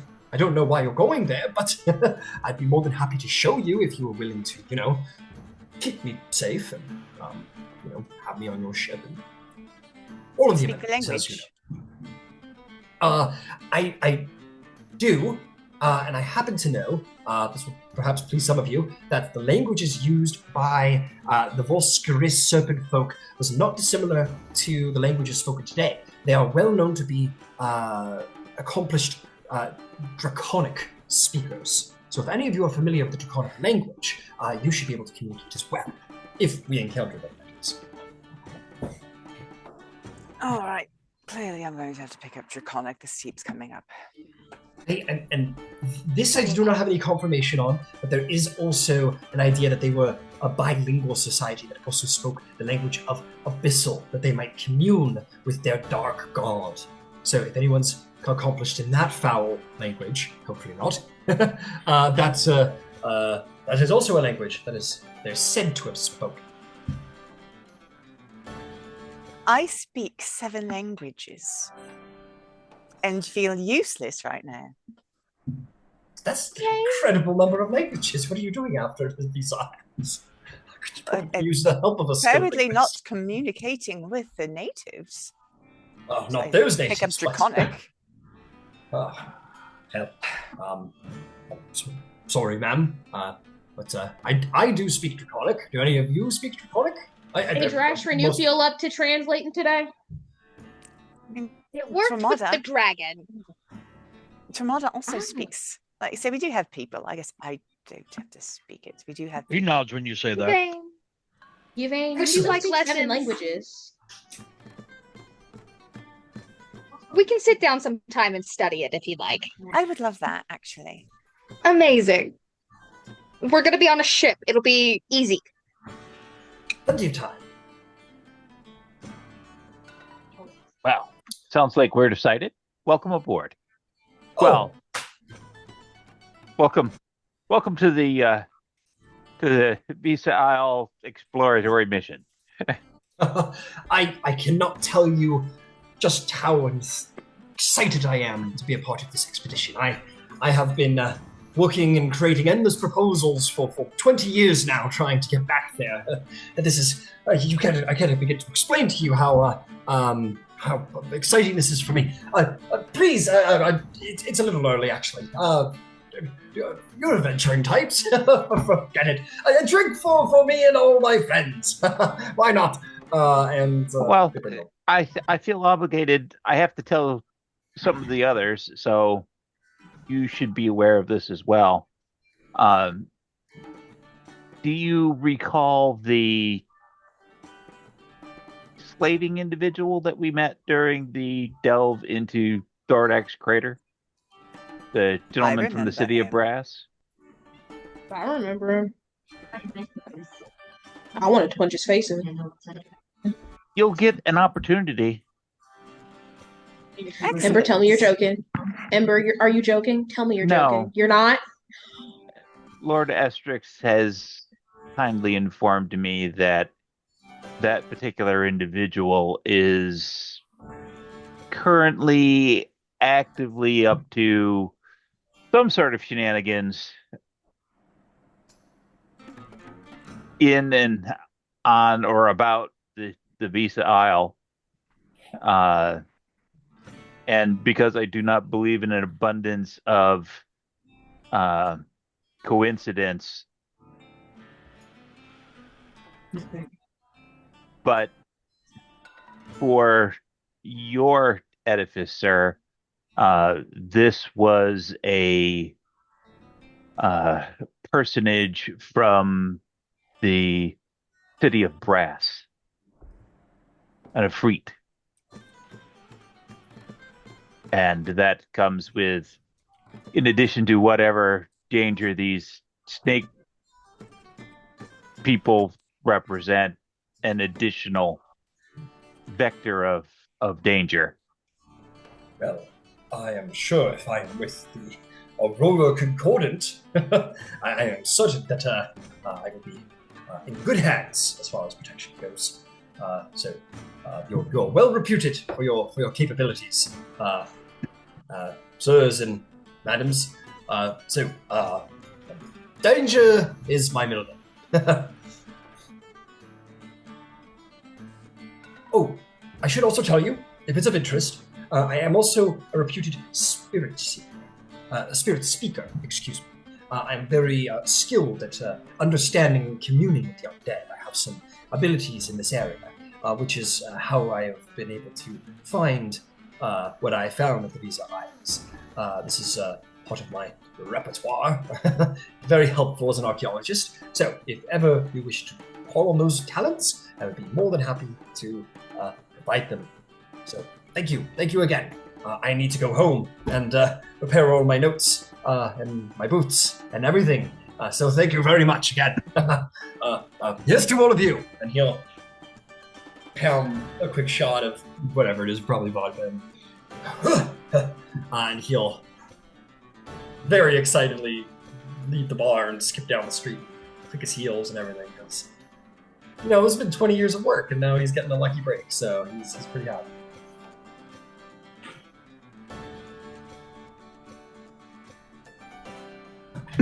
And once he's left, Ember will turn to Qiro. Estrix has specifically asked that this man be struck from existence. Was his very polite and cordial way of asking for him to be removed. So, Slaver? Yeah. Our pleasure, really. I'd do it for free. I didn't figure it would be a problem, but it was something important that we're aware of being one of the potential hurdles in whatever this particular endeavor is going to be. But if the council is pointing to shenanigans there. You have ancient stuff from the times before, and a extra planar entity also wanting to make his bones there. That's in a abundance of coincidence stacked upon one another, and probably is not without significant overlap. I wouldn't think so. Pardon me, I'm very confused. You just invited this archaeologist on the trip to kill him? No. Or am I missing a bigger picture here? We delved into Thordak's crater to help wean the magma land shark population, and to pick up some loot. And while we were in the process of doing so, we encountered a individual who was from the city of Brass, who had the barrier between the elemental plane of fire specifically and Iman is thin there because of Thordak's depredations. And he had brought several slaves in to wrest some of the treasure and sundries, which was a territorial concern for a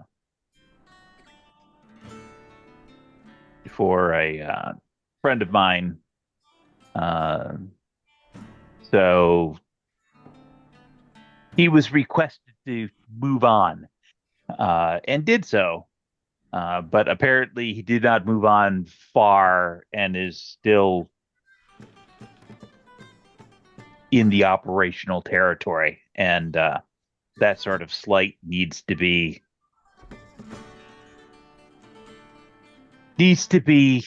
sorted. He'll get the message a second time. You know, he's going to look at everybody and he's going to put his hands on the table. And I have to admit, I am extremely confused at what you're trying to achieve here. I didn't receive a lot of information before I came, but basically I was told that you all have been given a mandate to attempt to find or remove items of power, either use or prevent others from using. What has this got to do with finding lost rangers, centaurs, undead giants? I'm confused. Can one of you, even if you just paraphrase it, tell me what the fuck is going on so I understand and how I can help? Because I really feel like a fifth wheel right now, and I'm not sure that I actually belong here. Well, the short version is that, yes, we have been handed this fairly significant to-do item. However, as with many things, the specific item tasks are very much open to question because there were not a lot of details provided. Here is a important but nebulous thing. Go deal with that. We have gotten some insight where some of the negative items are associated, and we're working at putting situations in play where that can get dealt with. In the interregnum, while that is a work in progress, not necessarily by us directly, we're the spear. Some people are figuring out where to best place that spear. We found that there were some undead related shenanigans going on in the Parch Wood. where we met your august company. And because we are friends with members of the Tal'Dorei Council and specifically the DeRollo family, we felt obligated. We had already made some preceding promises to visit and to help sort out some of the things that they had going on. And that's where you first encountered us. This trip to the Visa Isle, there has been there have been incidents that the Tal'Dorei Council is aware of that is associated with that particular location, coupled with the information coming from our recently met and departed archaeologist, pointing to material coming from the Age of Arcanum, would indicate that perhaps there may be vestige-related incidents going on there. At minimum, it also means that it's a local pain point and a chance for us to try out the ship captain Jarku. We know him, but we've never sailed with him. And none of us are experienced sailors, with the notable exception of Qiro. So it's a checkout voyage for us as well. If I may add,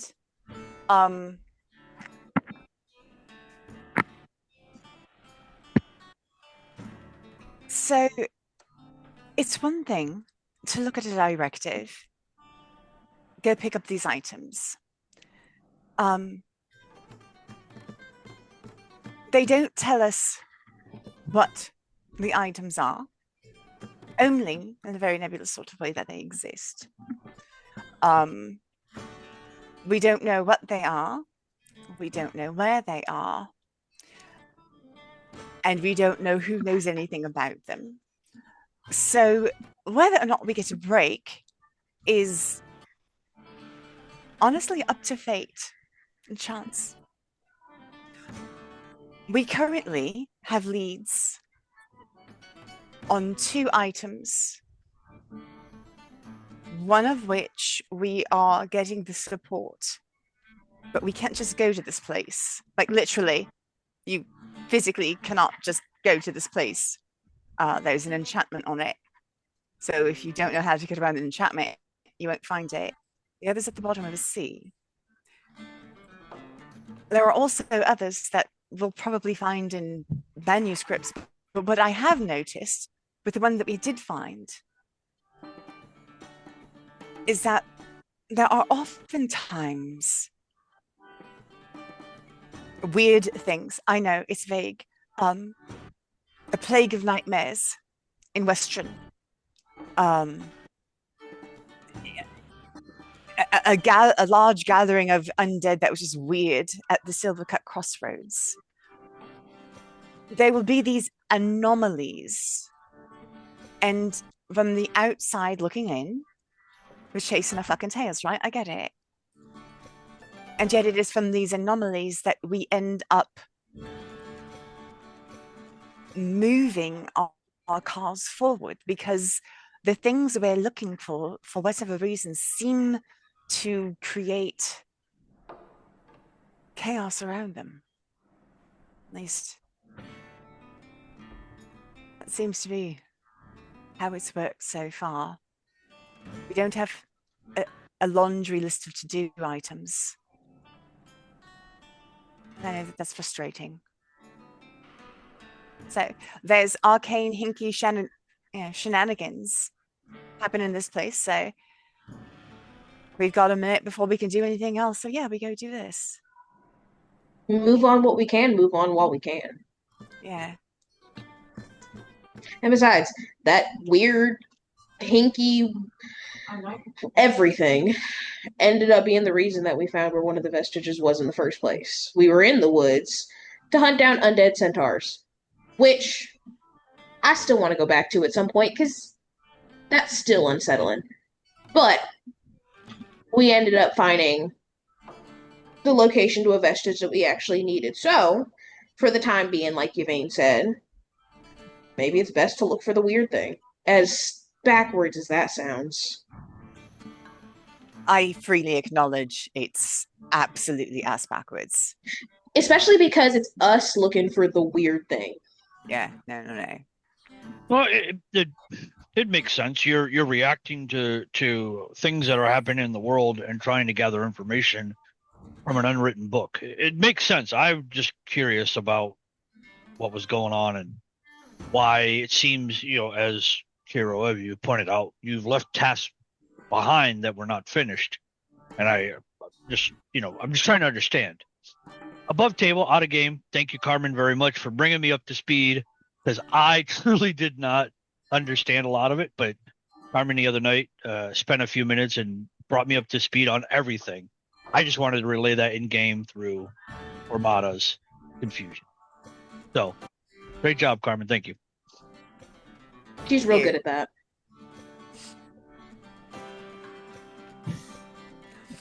We should be an opening seminar for new members of TAC. I feel like... Here's our laundry list. Enjoy. Yeah, no, exactly. If you look at us, we're like a big old mess.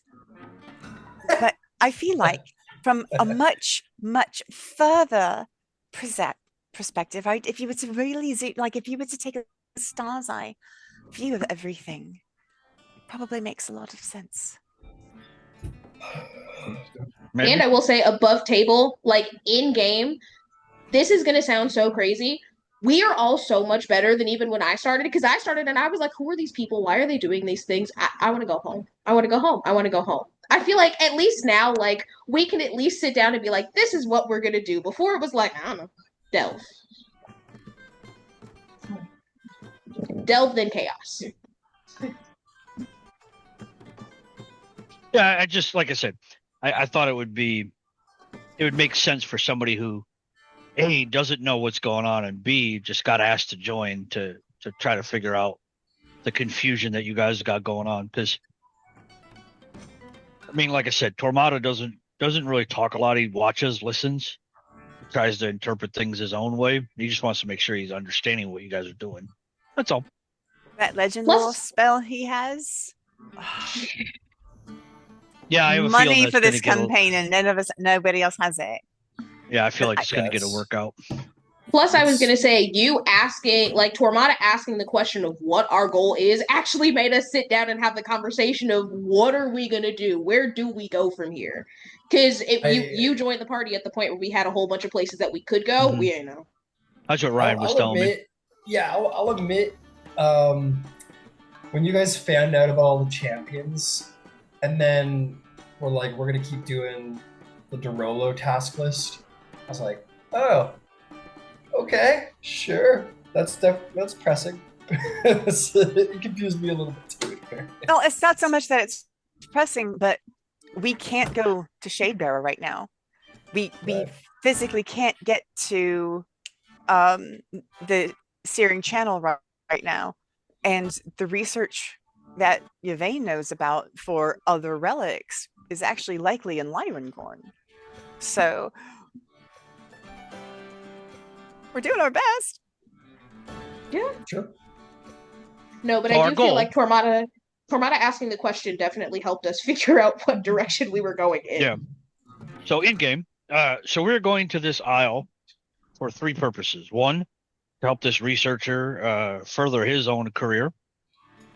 Two, deal with an entity. Is that correct, Ember? Did I understand you right? That there's somebody there that basically needs to be reminded not to be a bad person? They need to be put in a hole. Okay. And then throw away the hole. Okay. And then the third task is to help attempt to thin out piracy. Is that did I understand that right? Well, our the Visa Isle is a is kind of a shakeout voyage.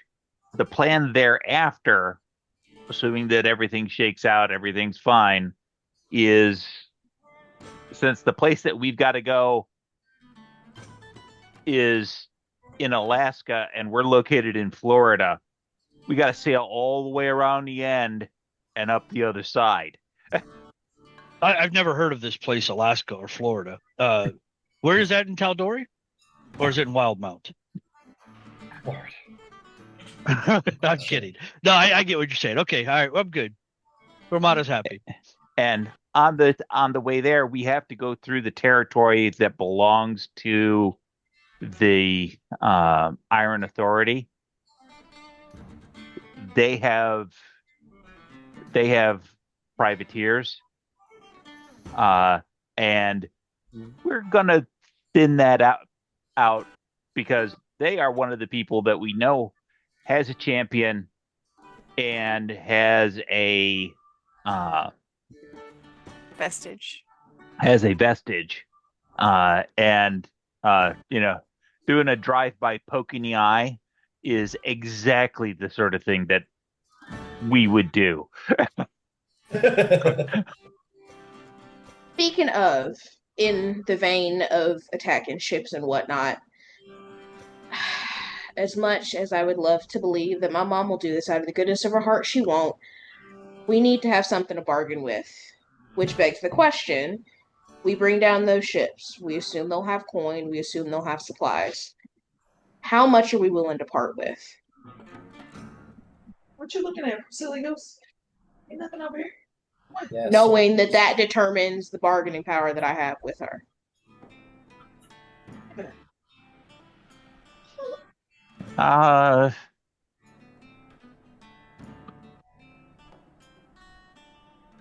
Wait, so did I hear the council correct? They're attempting to open negotiations with Rexington and The Zorhas? Mongolian Empire and The Kryn Dynasty, yeah. I'm curious, and again, I'll be honest. Politics are not my forte. Mercantile, not my forte. I have literally spent the last 20 years hunting down, pockets of the scaled ones, servants, and just destroying them. So, my view of the greater world is a little limited sometimes. Yeah. Is there a way, instead of sometimes offering somebody the stick is not always the right way. The carrot or the sugar cube is better. Before we proceed in this conversation, if anyone would like to roll to see if they know what these nations are, they may go ahead and roll some history checks to see if you guys actually know what the Grendalian Empire or the Kryn Dynasty is. Roll for one or the other. And then you can roll for the other as well. Concussed little me is going to sit here and she is going to drink her breakfast ale that she did not have to pay for. Fair enough. Yvaine's got absolutely no idea. I got a 15 for history. All right. Drysrinn's not going to try. She's fair. never researched this. Tormada? 15. I assume, based on my history, that I have a vague idea of who they are, but I don't know anything special. Yeah, your dice roll. So we'll say that this particular roll is for the Dwendalian Empire, and that we can roll for Kryn thereafter. But, it sounds like everyone knows a lot about them already. It's very Prussian society. People live kind of hard lives. Pretty authoritarian. A lot of the prime deities are actually outlawed there, as they're considered contrarian to the way of a Dwendalian lifestyle. It is an empire, so there is a king. King Dwendal does rule, and was at war with the Kryn Dynasty, which ended a year or two ago, something like that. Now, the two of you feel free to roll for the Kryn Dynasty. Or you as well, you may, yes, of course. Who I think would have a little bit more vested interest in it. I got 6. So I'm gonna shit. I'm gonna roll my portent, my omen. You already rolled it for Bev? Haven't we you're slept since then? actually- Yes, you have slept since then. Sorry. I should have just said I need it to work for me right now, so it's going to be the opposite. Like I should have just made the assumption. This is your lesson. You have to roll them in the morning. so it's unbiased. Dick. Not you, the dice. I know. All right. So I'm gonna use my astrology thing to give me a little extra. Okay, that's not bad. All right. So with all that's gonna be 16. 16. Okay, 16. Ember, what'd you get? I managed 12. 12 and 16. Yeah, Tormada, you've heard Kryn Dynasty before. You know that it's got something to do with Dark Elves. But you two know that the Kryn Dynasty is... They're either like a vicious Dark Elf society. They're a monster society that takes in a lot of monstrous races, a lot of monstrous creatures, bugbears, orcs, and you hear minotaurs and stuff. It is a very dark land, and they don't worship gods. They worship this idol known as the Beacon.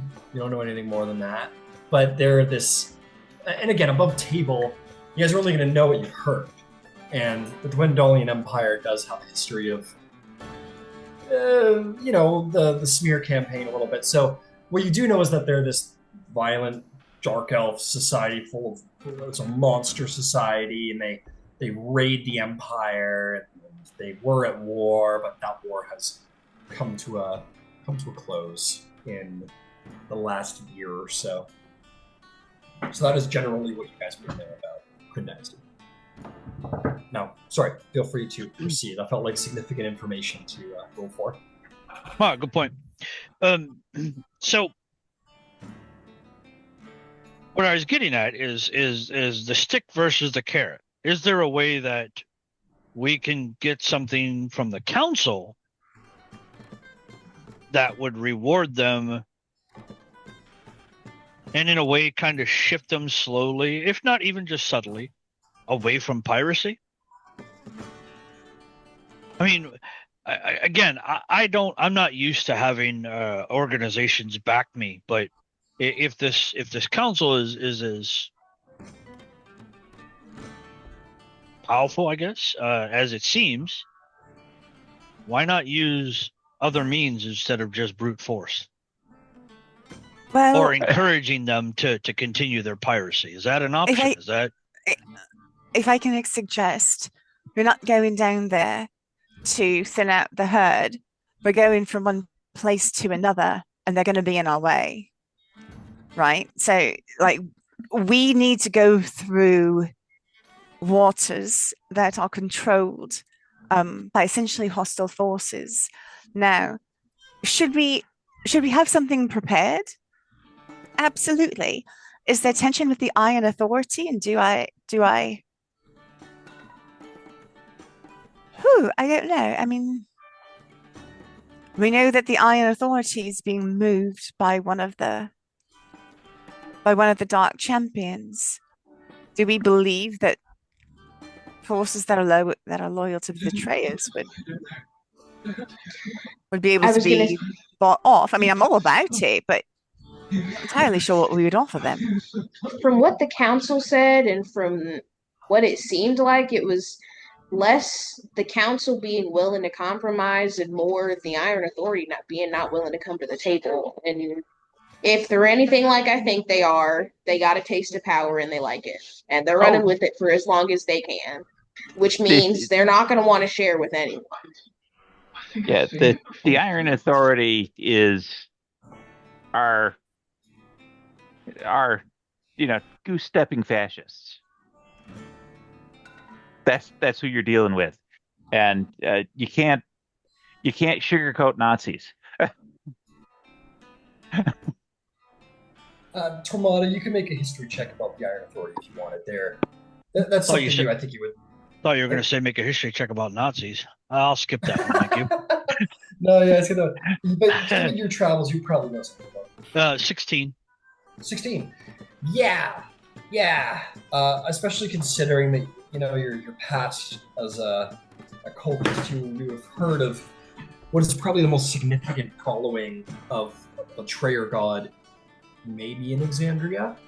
The Iron Authority is a society of hobgoblins that live in the mountains of Riffman's Peninsula, who worship the Strife Emperor, Bane, the god of subjugation and tyranny. Not terribly unlike the Scaled Tyrant in some ways. And they are considered largely a sleeping bear. They are slavers, they are raiders, they are a really horrible people who have a deep religious connection to Bane, the Strife Emperor. So they're really bad news, and they are powerful. And frankly, just from what you've seen up in the palace, there's a lot of fear in Tal'Dorei that they might decide to wake up one day, because they are much more militarily equipped than the Republic is. So we need Qiro's family to navigate their waters safely. Well, it's not necessarily a need thing. We could try to sneak through and that sort of thing. But if we want the twofer of give them some place to focus, poke them in the eye a little bit, and enrich some folks who are kind of fractious in their own right, to bring on additional allies, then this is a way to go about doing that. Above the table, I knew that Qiro had a family of pirates, and to toss the story and plot hook out there, wingo that to see what would splash and take off. Pirates are really good in a pirate fight. I'm not gonna lie. Seasoned wins at that. So back, in game. But the council's already said that they're not prepared for war. So why would we go poking at anybody? Because, I mean, you can only mess with somebody so long before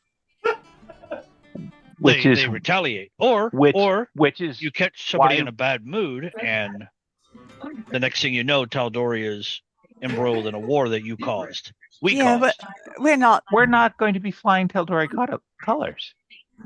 We're going to be with a group of pirates from well-known across the ocean. I don't know if you guys have realized, you are all very well known. Like, in the very little bit of time I've been around you, I have heard this group's name used way more than I thought. And some of you are very well known. He's gonna, look at Drysrinn. You make no bones about who you are. So the idea that they would not know what is happening, I find that to be short-sighted. I find it unlikely that someplace so far away that they would recognize us on a ship 150 feet away. It's not what we're not sailing straight towards them. We're going around. To them, it'll look like any other ship that they've ever ransacked to get as much gold as they have now. The only difference is they're not expecting that we'll have seasoned backup. We won't look like an envoy from the Council of Tal'Dorei coming to poke the sleeping bear. We'll look like people that are just sailing through trying to make it past the Iron Authority without being stripped of everything we own. We look like pirates. That too. Which is what we're supposed to look like. I've said my piece on it. I just wanted to make sure that I understood what we were attempting to do here before we move out. That's all. If we are able to move stealthily, that would be great. I've been told that stealth is most likely not going to be a successful strategy. I don't sail. I don't know. I'm just a witch. Yeah, in anybody that's got control of any stretch of land, any stretch of water, patrols it regularly. It's not like land. You can't put up fences to keep people out. The only way you keep people out is by chasing them out or sinking them. They'll be out in force. And like I said, they've got a taste of power and they're not keen to let it go. They'll look for a fight. I will say, just for the sake of it, when Tormada said, like, do we really think it's a good idea giving a black eye to the sleeping bear? You guys have all made valid points, absolutely. But Beverly has this look of like the gears clicked for her for what Tormada said. She's got this look of like, oh fuck, like that might be exactly what we're doing. And in Sylvan, Yvaine is going to say to her, Trixie, we're going to have fun. Tormada just shakes his head when you say that. Like, no, doesn't sound like fun to me. You understand Sylvan, Tormada? Yes, I do. Common Dwarven, Draconish, or Draconic, Dwarvish, Elvish, Primordial. Very nice. She kind of looks at you, Yvaine, like, she's a very mild-mannered girl, but in this moment she looks at you like, are you fucking crazy? You're like... If Qiro sees that, she's gonna reach over and kind of put her hand on, I'm assuming that, I mean, it's heavy armor. I'm assuming they're pauldrons or something, like some piece of metal covering her shoulders. I don't know. I'm not an armor expert. I'm gonna say she's, as PCs are very scared to take off their armor. Fair. The NPC will not be wearing her armor around Amon. So she's, if that matters. Then Qiro she'll just set her hand on her shoulder and she'll look at her and she'll go, whatever happens, we'll all be there together. She looks at you, Drysrinn, and goes, you're the Stormlord war person. What is this? Are we? Well, Okay, Beth, breathe. You'll be fine. I don't want to start a war. We're not going to start a war.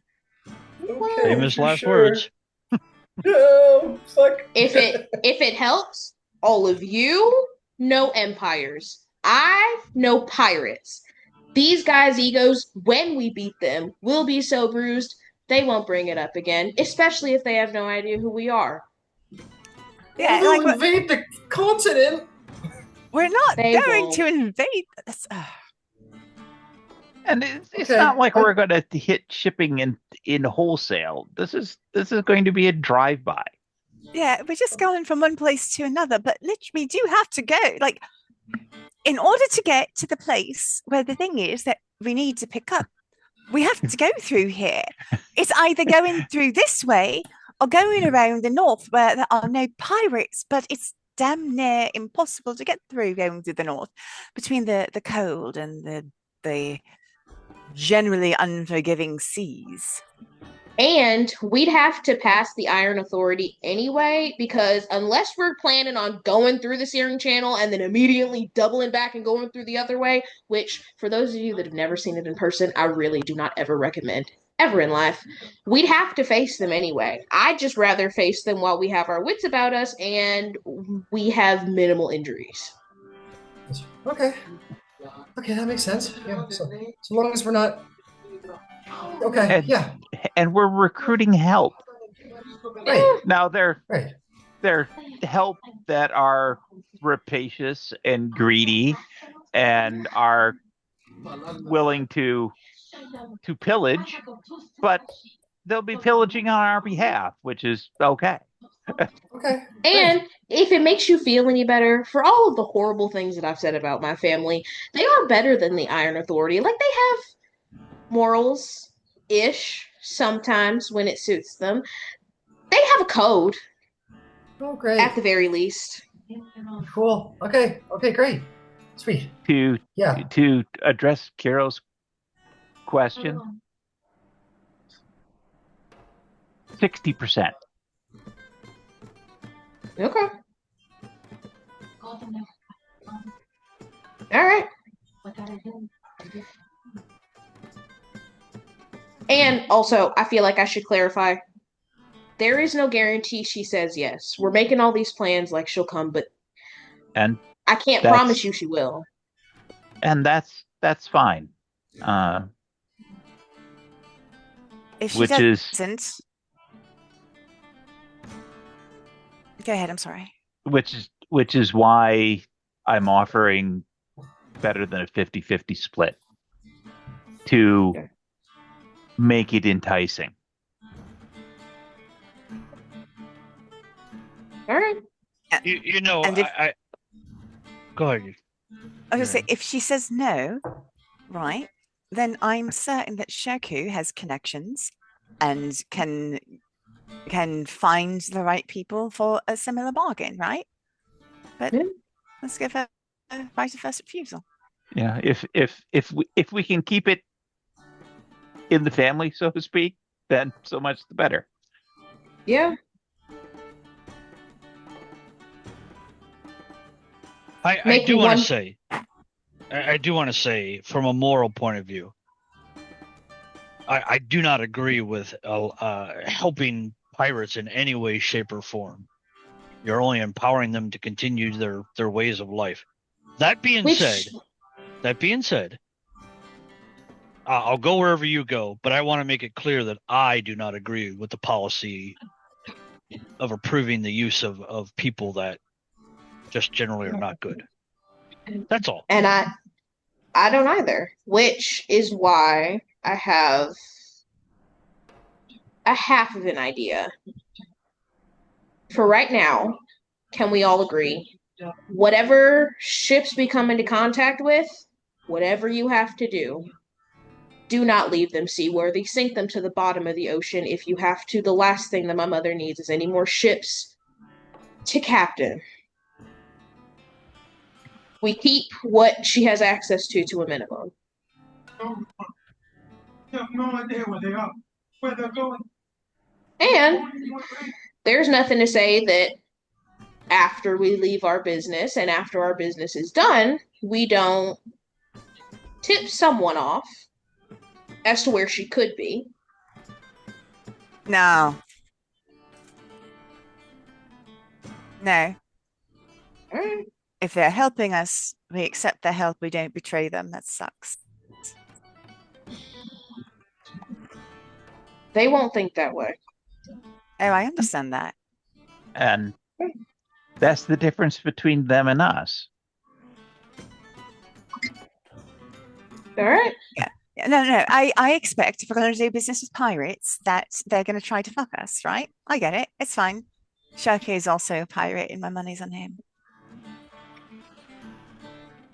Well, you are going to hear a knock at the door. And you're going to see, alongside maybe two assistants, you're going to see Alindra herself is going to visit your abode. And whoever answers the door is just going to say, darling, if she knows you. And yeah, I'm just going to say, I was just so excited about this round of garments that I just had to deliver them myself. I had something special made for your Beverly, and I had to explain it. So, if we might have ourselves a quick fashion show. Oh, absolutely. Absolutely. Magnificent. If you'll pardon me, I do have, and I'm going to look at Ember. I do have a package to go pick up, so let me go take care of that. Absolutely. Fantastic. Thank you, Tormada. Mm-hmm. Thank you. Oh, and he'll hand you the receipt. Maybe the council will pay this back. And he goes, who is this handsome man, before he runs away? Is she asking me or is she asking the group? Just she's looking at you, but she's saying it kind of. Somebody tell me who this gentleman is. This is a new associate of our group. His name is Tormada. He is a man of dangerous power and forthright nature. See. Let's be honest, lady, ma'am. I'm nobody. But it is great to meet you. You are? Well, my name is Alindra. You may have not heard me, but I hold a very high esteem in the fashion world here in Amada. May I say, what a look you have. Distinguished older gentleman. Not older, middle-aged surely, but the salt and pepper. Very interesting. Well, you'll have to come by my shop. I'd be willing to provide you 50% discount for my services, and you will not be disappointed with what I can create for you. I think Tomato's so dense. He'd look at her for a second. Does this involve food and drink? Yes, of course. Oh, okay. I really got to go get that package. Thank you. It was very nice meeting you. And he is going to move quicker than I think anybody has seen him before, and his face is a little red. Okay. He doesn't know if he interpreted that encounter correctly or not, but... Fair enough. And you leave, and then Alindra will turn to all of you and say, well, let us begin. I'm going to save best for last. So, Yvaine, Qiro, which of you shall go first?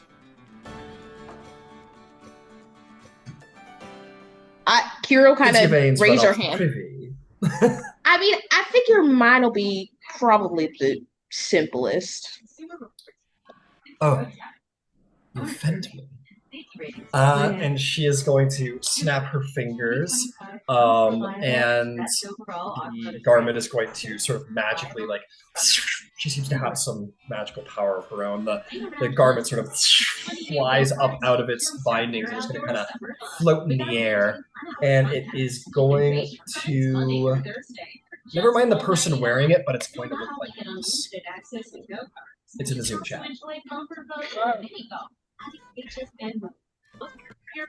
She actually, if you, like, anybody who's standing close enough to Qiro, it's not loud, but she does kind of, like, gasp a little bit. Still consistently, and she'll kind of look at her and go, I am constantly surprised. It's even better than I imagined. Thought, oh, you're magic. I tried to be there. I am relieved that you like it. I'm relieved that you liked it. And she will ravel that all up for you. She says, excellent. I'm so glad that was done. Now, Yvaine, this one is for you. She'll snap her fingers with a great flourish. It will shoot up out of its package. And this is what yours will look like.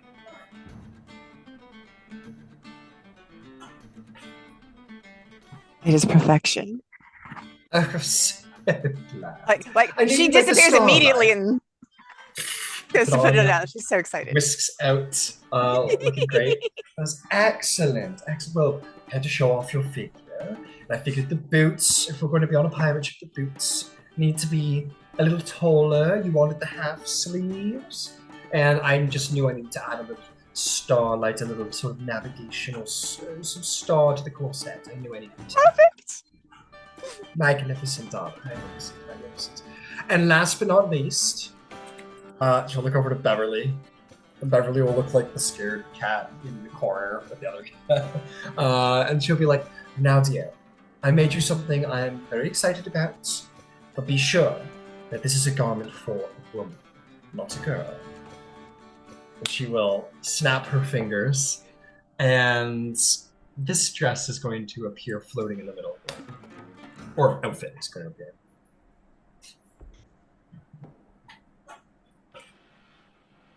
It's perfect. Beverly. Perfect. Yeah, Beverly's looks a little like, wow, it's gorgeous. I could wear something like that. It's so. You must go put it on right now. Right now. I Absolutely. don't- Oh no.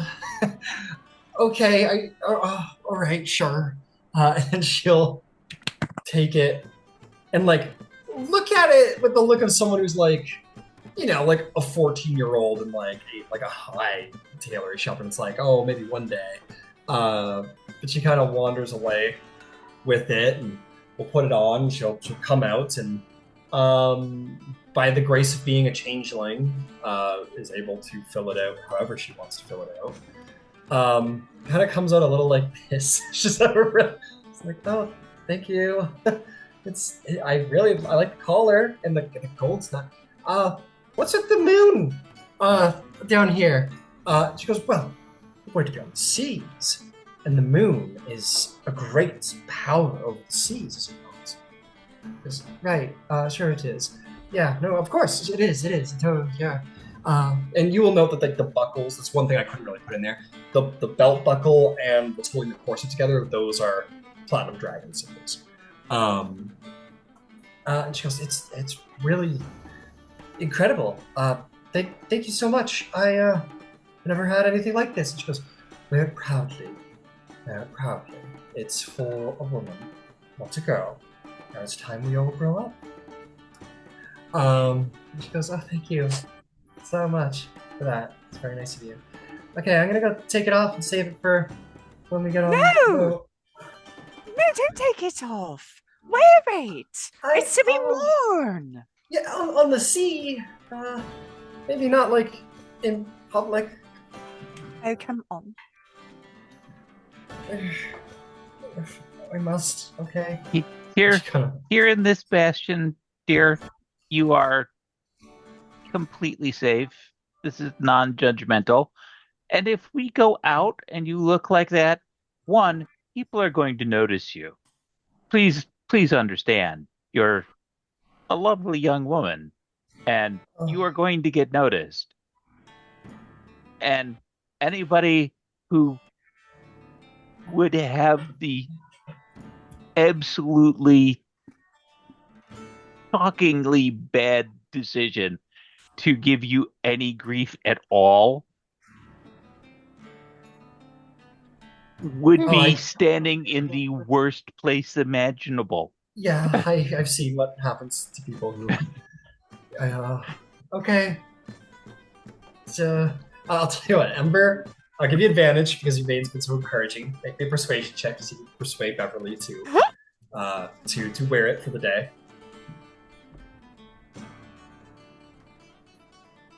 And that'll be a 25. Woo! She goes, okay. All right, I'll wear it out. Thank you, everybody, for the. Thank you. And Elendra's like, you're welcome. And she kind of like winks at you, Yvaine, and Qiro in sort of your choose direction while Beverly can't see. She says, well, my work here is done. People seem satisfied. Please come by any time you need a new garment. It is my pleasure to work for you. And her compatriots will do a very courtly, sort of elegant curtsy, and the three of them will depart. And with that, we should depart as well to take our break. Please. Once they have left, Ember will get up, go to the hat box which remains. We'll open it and present the opened bottom half of the hat box to Qiro, along with the little note sitting on top of the center of the hat. She'll take the note first and she'll read it. And Qiro is very, she laughs and she's very, very funny. She, for the first time, it is clear that she does not know what to say. And she kind of looks in the box and she'll take the hat out of the box and then just kind of hold it, but run her finger over kind of the edge of it. And she'll look and say, I never thought I'd get to wear a hat like this. I never thought. And she'll just she'll get up and hug you. You're very welcome. I didn't mean to put you in any distress, and you deserve a hat fitting of a queen of the sea. You know, with all of you, and she'll kind of look around at everybody that's here, I actually believe that.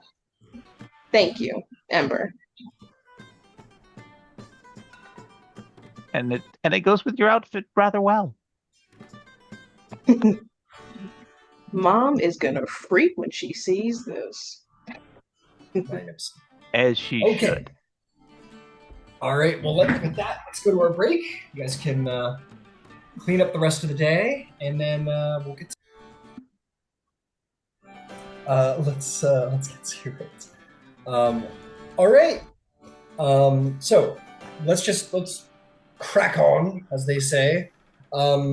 Let's just do it this way. Is there anything anyone else wants to do today before the big sleep and the eventual big rise? Drysrinn, I saw a hand. Yeah, she mentioned it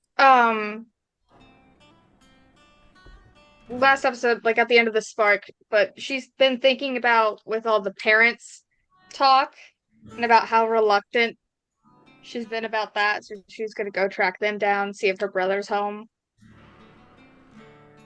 All right, fantastic. Drysrinn's going to go see the fam quick. Above table, sorry for throwing 3 new people at you that you've never played. It's all good. That's how. Well, Finch threw 6 at me, so you're good. So it's like time to go see the family. Dad, 3 brothers, 4 brothers, so it was more like 5 people, but still. Okay.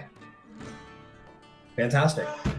You're gonna make your way up to the upper portion of Amon, to where the really well-to-do families are living. So you find yourself in the Cloud Top district, where you have a place you haven't called home in a very long time, and so you find this well-to-do manor. You stop at the gates, and Actually, oh, yeah. could Drysrinn ask Yvaine if she would like to come?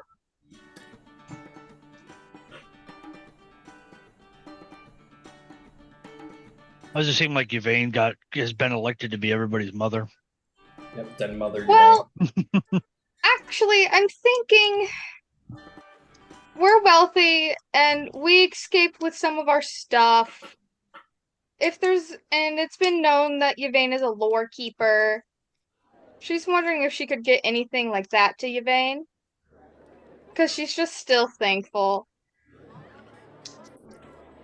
So, she'd ask if Yvaine would want to come. Yeah, Yvaine would happily join you.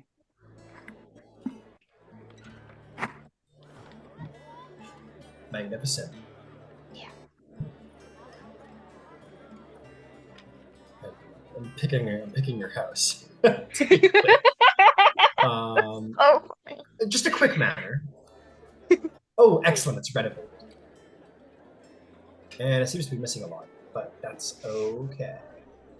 Oh, it's only like a half of it. What the heck? But anyway, we will run with this. It's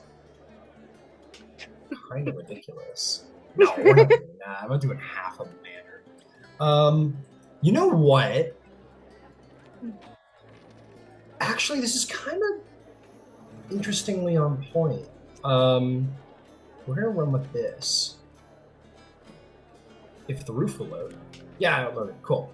So you guys come to probably one of the more unique homes in the city, and it's kind of cool that you're bringing Yvaine, because now we can kind of see it through someone else's eyes a little bit. So you come before this really unusual architectured home.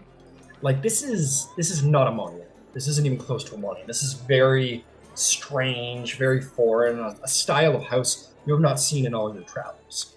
And you both kind of approach the gate. Who made this? Who was your architect? I didn't. I was young when I found my faith and ran with it pretty much. I don't know any of the details about anything really. I separated myself very early. This is gonna be awkward, but I'm gonna try. I'm mainly here for my little brother. He's trying to be a monk as well, and Sorry. wanna maybe give him a warning about the world. So. And I look she'll forward to meeting your family. All right. and she'll find like a house symbol or something to show somebody to let them in. Yeah. You, for all of your not being here's, you are recognized. And, I mean, how many times does a blue dragon walk the gate, you know? So, Yeah. by and large, you are recognized. The staff is exclusively dragonborn. They are... Ooh, I want to get my terminology correct here. But they are revenant. They're strictly revenant dragonborn. I don't think this is a detail that you would catch, Yvaine, just because you're not royal to the culture. And you move forward in. You find yourself sitting in sort of the main... It's not renovated, so you guys find yourself sitting in sort of the main hall here. And you're kind of tended to with like teas and whatnot. A lot, and everything down to the furniture, everything is unique. And from a strange, different culture. And it's true, Drysrinn, like, this has never really been your home. Because you haven't really... Yeah, you've had your faith very young. You pretty much said it. But you have been here on occasion. It's probably weirder every time. But eventually, I think I might have a blue Dragonborn child mini, so... I'm just going to toss down. Sorry, it's going to be gold today, but don't worry. Whose child is that? No. Yeah. I'm just going to just both. But yeah, you see a little Dragonborn kid run in. He is, you know, looking as, I don't want to say scruffy, it's not the right word, but, you know, scrape knees kind of kid, you know, like always climbing shit and knocking shit over. And you know that you've got hell to pay for inspiring your little brother to become a monk. Because now his new thing is fighting everything, right? He doesn't really get all there is to be a monk other than being able to kick and punch really good. So you hear something smash, and you know your brother is and slides the door open. And he goes, "Oh, Drysrinn! It's so good to see you!" And he like runs over and gives you a hug. I'll pick him up. Yeah, pick him up. Throw him in the air. Yeah! And you throw him in the air. And he goes, "Oh, Drysrinn, I'm telling you, I'm gonna go to the God's Brawl Arena. I just need to wait for 2 more birthdays, and then I get to go train just like you did."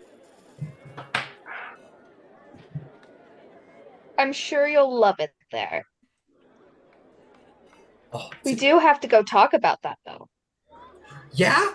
What are we gonna? What's gonna happen? Is this a surprise? Do I get to go early? No. Who's your friend? This is My Yvaine. name. Sorry, Yvaine.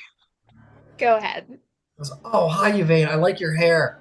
You have pink skin. I've never seen anyone with pink skin. That's really cool." Thank you. At this point, as he's like, everything is so awesome. The door is going to slide open, in which you're going to see 2 dragonborns come in. They're not terribly easy to tell apart if they weren't wearing clothing. Dragonborn, I don't think look different creature to creature by gender. They just, it's more about white, gold, whatever. It's more about color, and that kind of determines the fins. But both of them come in, blue dragonborn, horns and all. One is dressed a little bit more feminine. The other is dressed a little bit more masculine. And yes, they enter within. They're a little surprised to see you, Yvaine. And the more masculine one is going to say, "Who is your friend, Drysrinn?" She is I am Yvaine on the Tal'Dorei. Starborn. Yes. And a member of the Tal'Dorei Council that I am helping. Member of the Tal'Dorei Council. I No, am the healer for the Aurora Concordant. I see your... Much has been said of the Aurora Concordant, and a member of the Tal'Dorei Council. Welcome to our home. I am Lord Varnos, and this is Lady Varnos. Is there anything... you seem to be well attended to. Excellent to hear. Will you be staying for dinner? I don't Yvaine will look believe at so. Drysrinn, yeah. No. There's just a nod of like, hey, got it. Your father looks at you, Drysrinn, and they go, okay, well, perhaps we might sit in the courtyard and let. Does your brother have a name? I don't think we named him. Okay, I could grab a name real quick if you want. Yeah. All right, or you can name him. It's your brother. I don't really know draconic names off the top of my head. Because I think that's a tradition they'd want to keep. How about left kick or Amtuck? Your choice. Left kick's fun. I could call him Left. Yeah, left kick. Or Kick. There you go. Left. Okay, beautiful. And he goes, and left kick can show us his moves in the courtyard. He goes, oh, okay. And goes running out the front door to where like some of the Dragonborn servants kind of like do that, and he like just stupidly, just no form or just like he just basically is playing in the courtyard. The Lord and the Lady will you guys will kind of like, I don't know, hang out around the balcony a little bit. The Lord Varnos is going to say, Lady Varnos, perhaps you might show Yvaine our home. I don't believe she has seen a home of the traditional Draconian style. It fell probably before your time, if I'm not mistaken. I was asking about the architecture. Actually, I've never seen a home like this. It's stunning. I would love to hear more about it, Yvaine. The Lady Varnos will sort of take your arm and say, "Oh yes, we were one of the lucky Draconian families to make it out of Draconia before its destruction with some of our wealth intact, and we knew we had to preserve our homeland, so we had the manor torn down and had it rebuilt in something a little bit more Draconian traditional. Let me show you. We always have sliding doors," and she'll begin to she'll take you into the home and show you around, and tell you a little bit about Draconia and tell you about Draconian architecture and why they did this with the interior, and, show off the home a little bit, which will leave you, Drysrinn, with your father, Lord Varnos, who says, "I saw your display during the rite of ascension for the Platinum Dragons in Purifont.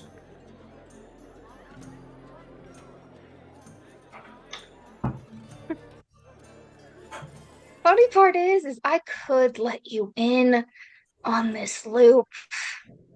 I really could. But for once, I get to tell you you haven't earned this information.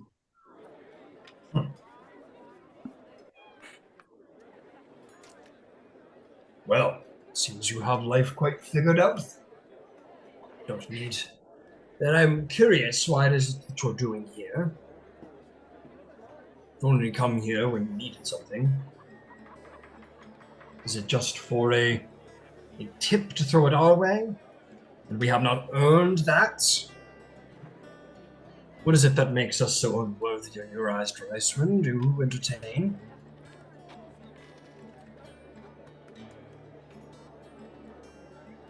I don't even think I care to engage in this conversation with you. I came to tell you to be extra careful.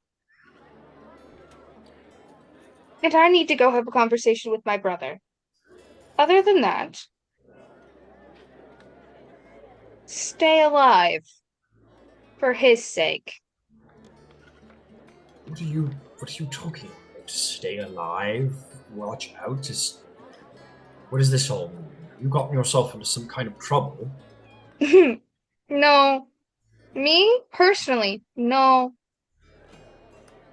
But the world is in trouble.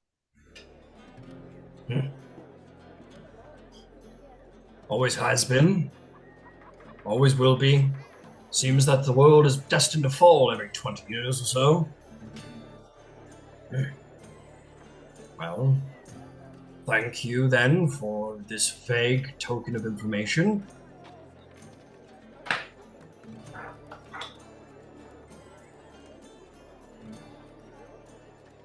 Approval is not love. And she's gonna walk away and go find her brother. Okay. You walk away, leaving your father behind, and your brother's. One of the servants is like, I'm defeated. And your brother's like, yeah! And you come over, and he goes, how did I do? Did you see me fight? Do you think I got what it takes to be like a monk like you one day? Keep fighting, little one. Okay. The thing about fighting, sometimes you gotta stop. Do you understand that? I think so. I mean, you gotta sleep, and you gotta eat, and you gotta train, but you gotta fight when you train. So you gotta eat and you gotta sleep, and you gotta do chores. Those are important. No, what I mean is in order to fight, sometimes you have to take care of yourself. Take longer than a day, a night, to get yourself right.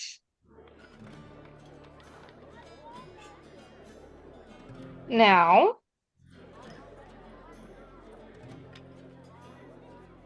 let's see if you got what it takes. Okay.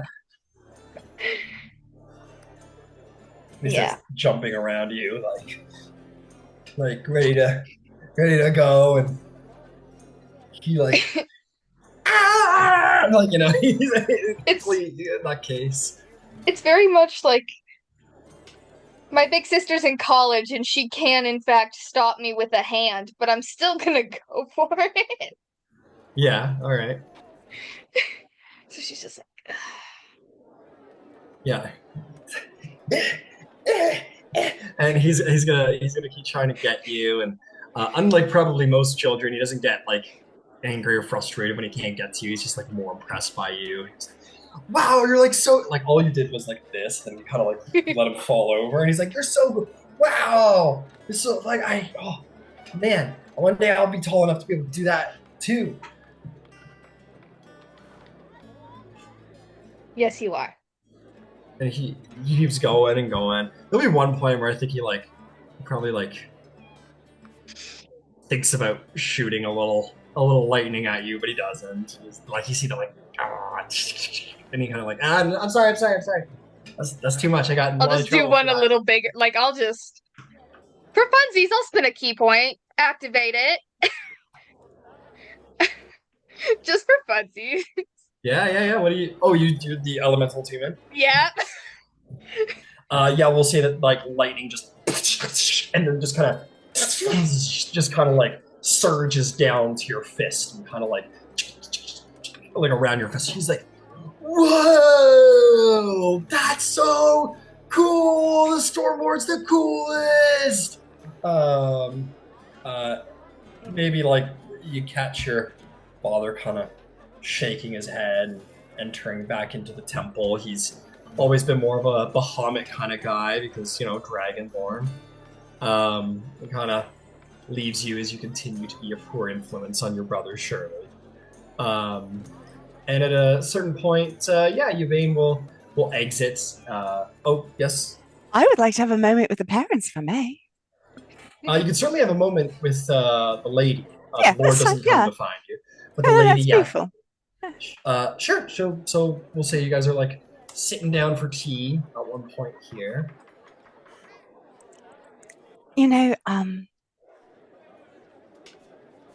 It's strange. Families and mothers and daughters. I haven't been able to speak to a mother of any kind in so long. But I remember always feeling like I was quite the disappointment to her. It's been a while since I've spoken to her. Not out of any malice, understand. I just am from a very, very small village, and it's very difficult to get to. And things have been busy.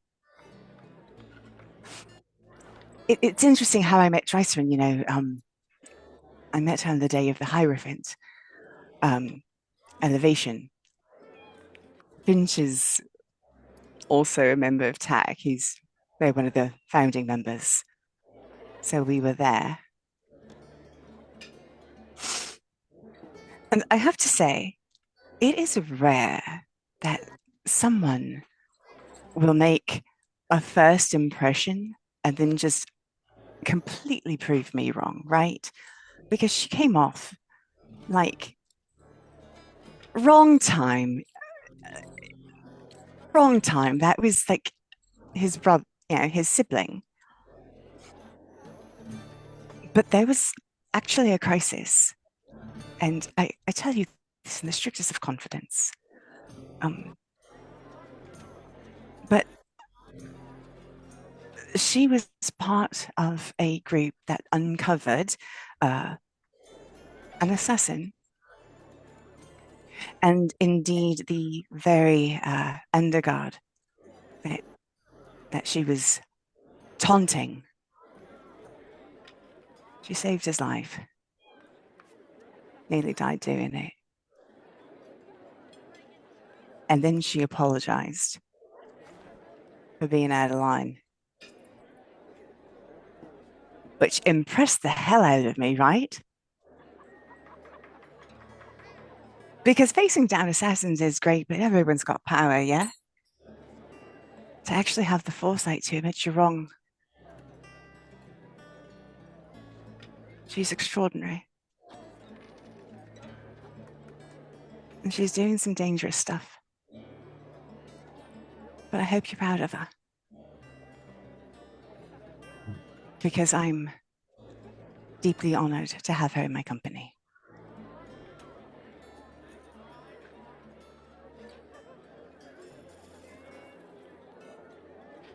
She kind of very hard to make facial expressions out of Dragonborns, but there is something in her posture that is a little she's being pleasant, but a little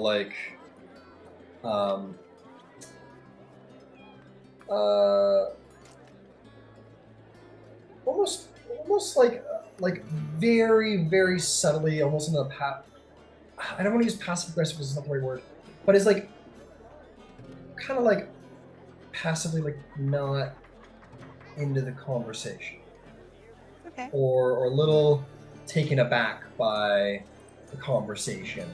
But it's very subtle, almost too subtle to comment on. And as soon as I've said it, I will absolutely change the conversation to something else. So that I had to say. Okay. And yeah, she kind of shuts down a little bit after that, where she's like very like, oh yes, that's pleasant. Yes. Oh, okay, yeah. Oh, over there. Very, very short sentences, and then kind of as the Lord, like the doors are heard as the Lord enters. I says, well, it sounds like Drysrinn has spoken to her father. It's been lovely talking to you. Well, you're welcome to return anytime. Thank you so much. And you are sort of shown out with a sort of attempting to be pleasant coldness, and returned back to Drysrinn. And the lady says, Lethik, it is time for your chores. He goes, ah. He goes, now Lethik. He goes, bye, Drysrinn. I'll see you soon, I hope. I walk by you, Yvaine, and go like, bye, Yvaine. Hi, sweetheart. He'll scamper off inside, and the lady will sort of kind of move the child inside and kind of close the doors behind him. Yvaine's going to look at the Drysrinn and say, what, were they going to stuff you in a dress and marry you off or something?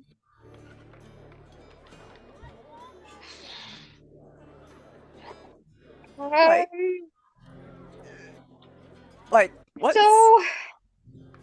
their mouth? Like she'll start walking and she'll call Happy out. Yeah, Happy's around. Okay. He's looking as I very rarely feel the desire to do something tricksy, but honestly, this place needs like an infestation of mistletoe. Yvaine gets this one little quirk, and she grabs into her pouch, and she sprinkles some seeds, and just starts saying a little something as we walk. To be clear, what seeds I just set, they were the ones I've cultivated from Happy. His little Fey flowers, the Feywild flowers. okay.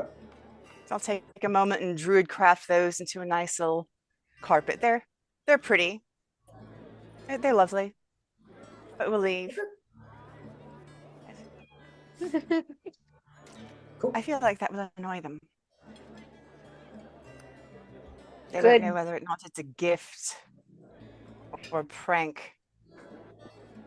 So yeah, what's their story? I was supposed to be the way to put our name out there. And then I failed. I lost. What the hell are you talking about? You're literally working with the Tal'Dorei. What do you mean? Put your name out for what were you supposed to do for them? Like tangibly. Win the day. Well, yeah, I was supposed to win the day of challenging, and I didn't. Not like a fixed thing, like a reputation thing. Oh god! All right, so let's say you won it. All right, so then what happens? Say you win it. Huzzah! You're the champion. Then what? And then I get to go do proud champion things and put my name out there. Like you're doing now? Yeah. Like exactly like you're doing now. Yeah, but this was like last year. Like I lost, and then I got real mad about it. And then I effed off, found more of Cord in my journey, found you guys because I knew why it would be somewhere. Been on a So, little faith journey. Yeah, so you went on a little faith journey, is what I'm hearing, and then pretty ended much. up exactly where you were supposed to be. Like Ember's a Mhm. champion of a god. Qiro is sponsored by right. So do you see how this was your path? This is your path. No, It's yeah, exactly where I you're get supposed that. to be. Yeah, Right. Okay. but like at this point, they're not entitled to my life. No, I agree with that. I don't really care about what they think. I care about what you think because you believe that shit. Like, I'm dealing with your head right now. They can fuck off. I believe I'm good at compartmentalizing a lot of things. I can understand that I am helping save the world in that's really underselling it somehow. But I can also recognize that once I failed, I did nothing at all, not one bit, to check in on how I felt about that. It was move on, get to the next fight, go figure out how to get more powerful. Got humbled really quick, honestly. It's brutal out here. Really Assassins, humbled. yeah. Well, Well, chosen of a god with the vestige. They're a huge pain in the ass, to be honest with you. yeah. Not looking forward to that again. So you went on a journey, yeah? Mhm. You're It learning. was very light travel. Go fight something when I get a feeling that I should probably fight it, which is sometimes hard to interpret with Cord. Oh yeah. Honestly. No, yeah, I get it. I do. You're where you need to be, right? And we need you to be that thing, yeah? So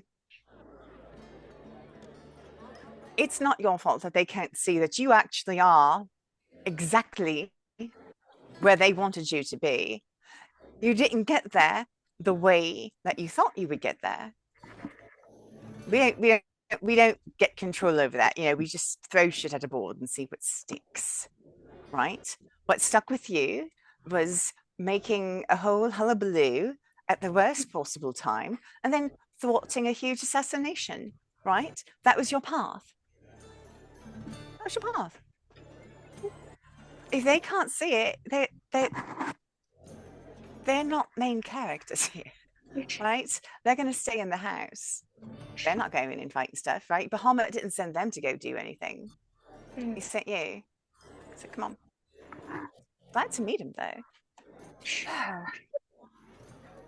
We shall pray that wisdom comes to them. Apparently, it comes to all of us eventually. I hate my. We'll see. Yvaine's being very petty. I hope my flowers annoy you. Besides, the day of challenging is very soon, and I'm training with some of the best. This is going to be amazing. I'm going to be a medic. Man. All this familial tension couldn't possibly be two-sided. Possibly. Okay. Moving on. Why don't we, Tormada, I know you got an errand. That's what we were doing before we wrapped up. So, you make your way over to Gilmore's? Yep. Go in, and is it the same half asleep guy, Jerry? Oh, you bet. Jerry seems to be the man in charge around here, Jerry. But he's kind of walking around. He goes, Oh, Mr. Tormada, welcome back. Welcome back. It's complete. It's done. It's ready for you. You want to come see it? Yes, please. And how are you All right, today? right this. Oh, another day, another gold. But I'm doing okay. How about you? Good. Did you manage to get some sleep? Oh, I do my best. A little more sleep than yesterday, but you can always have more. Anyway. Okay, I guess. All right. Well, let's go take a look at it. And he'll take you into a back room. He walks through the door very casually, but there's a bit of like a, and it opens. You get the sense this place is heavily enchanted. And you walk in to see just like a chest on a table. He'll go by and he'll open it up for you after unlocking it, and inside will be your very order as you ordered it. All right, I'll take it out, make sure it's all how I asked, and this is excellent. Excellent. I'm glad you like it. It's a very interesting hat. I'm sure people are gonna be they're gonna be very excited by your fashion, sir. Maybe. All right. You should attune to it. You should give it a try. Maybe teleport home, huh? I could if my home was here, but I think it'll be safer to walk today. But I appreciate fair enough. Well, always come by. So every now and then, Sean Gilmore drops by, so you never know. You may run into him, and if you ever need anything, Gilmore's Glorious Goods. So he'll look through his pouches and make sure he's got everything he needs.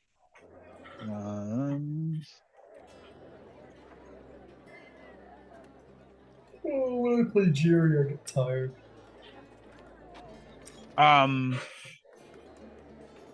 Yeah, I think I have everything. Much appreciated, and you have a good day. You too. Hope to see you soon. Is it come in a box? Like I could take it in a box, or am I just carrying it out in the open? No, you gotta. That's your choice. They're happy to provide you a free chest if you wish to transport it that way. A cardboard box or whatever would be great. It's not like a bulky, crazy chest. They give you like a hat box. Like it's a very nice sealed hat box. Okay. And you may take. All right, I'll make my way back to the bastion. All right, see how that goes for you. Fully expecting to get jumped. What's in the fucking box? Let's see what they got going. It's the middle of the day, so probably nothing too fancy, but there might be an interesting occurrence.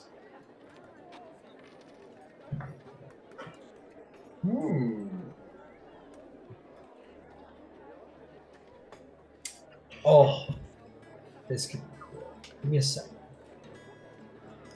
Take a little peek at something here for a moment.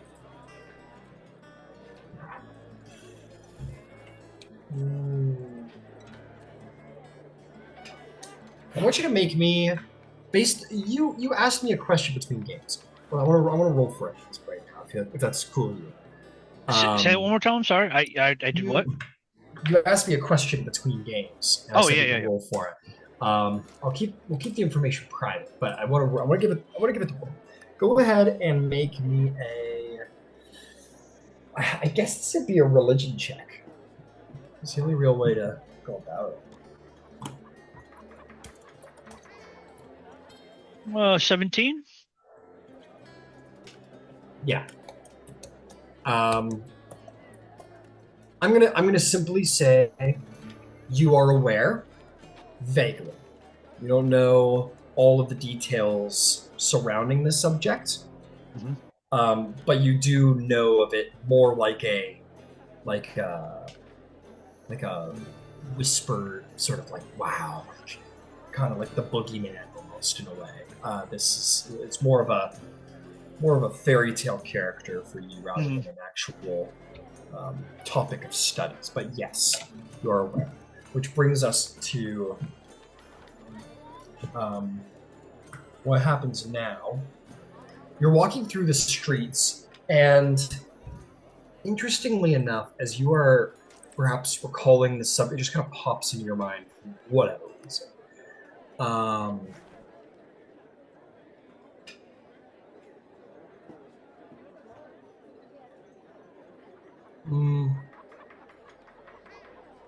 What's your passive perception?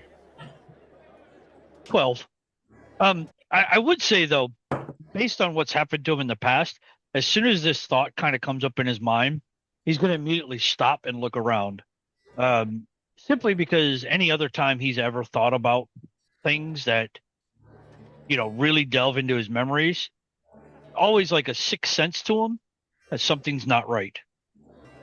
Okay, fair enough. Look around the streets. You are going to. You're gonna maybe perception. Maybe perception.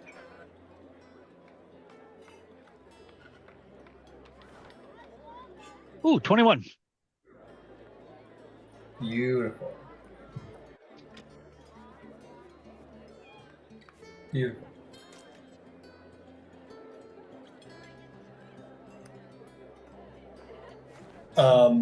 Turn around and look kind of back into the crowd. And you're going to see, you're going to see a ghost. You look behind you and you see sort of standing in the road, maybe like 60 feet down the road behind you, kind of watching you from the middle of the street. You're going to see this this woman who has eyes of just sort of apathy for life, but ambition for more, with red scale just sort of peeking from the collar, and one eye is more slit and the other eye is not. And she's kind of standing back down the street, kind of watching you with a look of understand, like no set, like not trying to understand who you are, but a look of like just knows who you are and knows that you see her, and kind of just like smiles at you with a big grin, as if she knows something you don't. And as all the people are walking around, what did you roll in your perception? 21. She vanishes. But you do see someone wearing the same outfit, who is a rather tall dwarf, but the clothes is a little baggy, a little tight around the chest. He's kind of walking off down the street, kind of disappears down the next street, public street.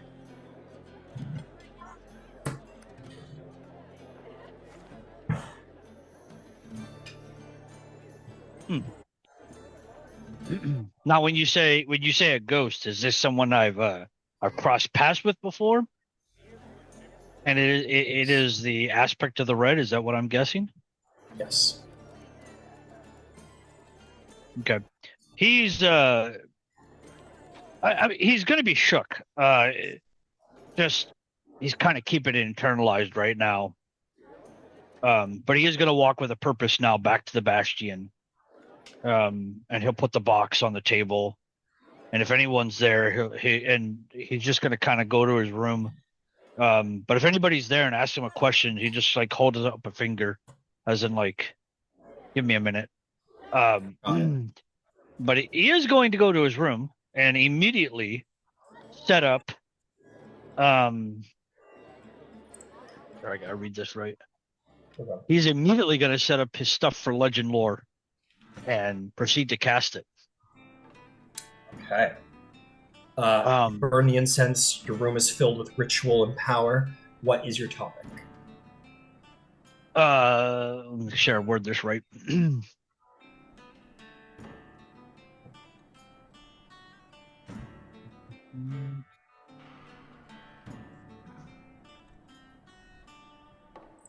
So the person is famous to me, and it's Sheldon Becken.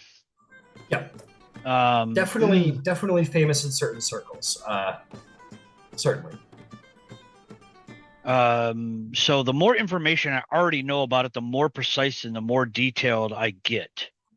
I think what I'm really interested in is if something is revealed concerning how she is still alive or how she's been returned. And whether or not she is still connected to the five of us. I think that's kind of what I'm trying to glean out of the, I don't know if it's a vision or flashes of information or whatever it is.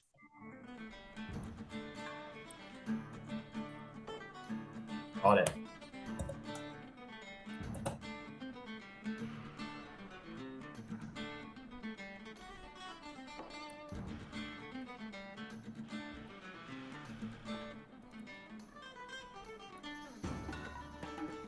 You receive, so it has been a long time since you've known this person. You know this person pretty well. Their fame is certainly diminished. So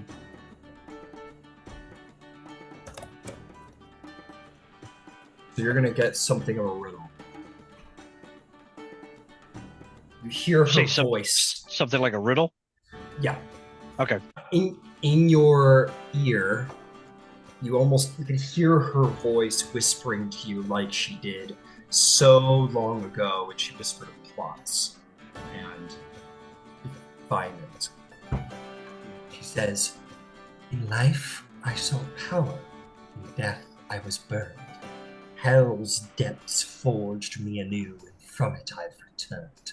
A fiend now I rise with vengeance in hand. Who am I, reborn to reclaim my claim?"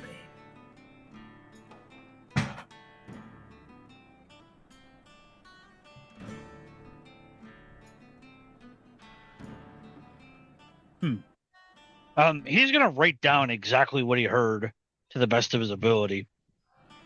And then I think once the spell ends, he's immediately going to start playing the decipher game, because he knows her so well that they all did it. I mean, he still does it to a degree where they're kind of saying one thing but meaning something else, or maybe they're saying the truth. It's right there, but it's not. You don't see it unless you know what you're looking for. Mm-hmm.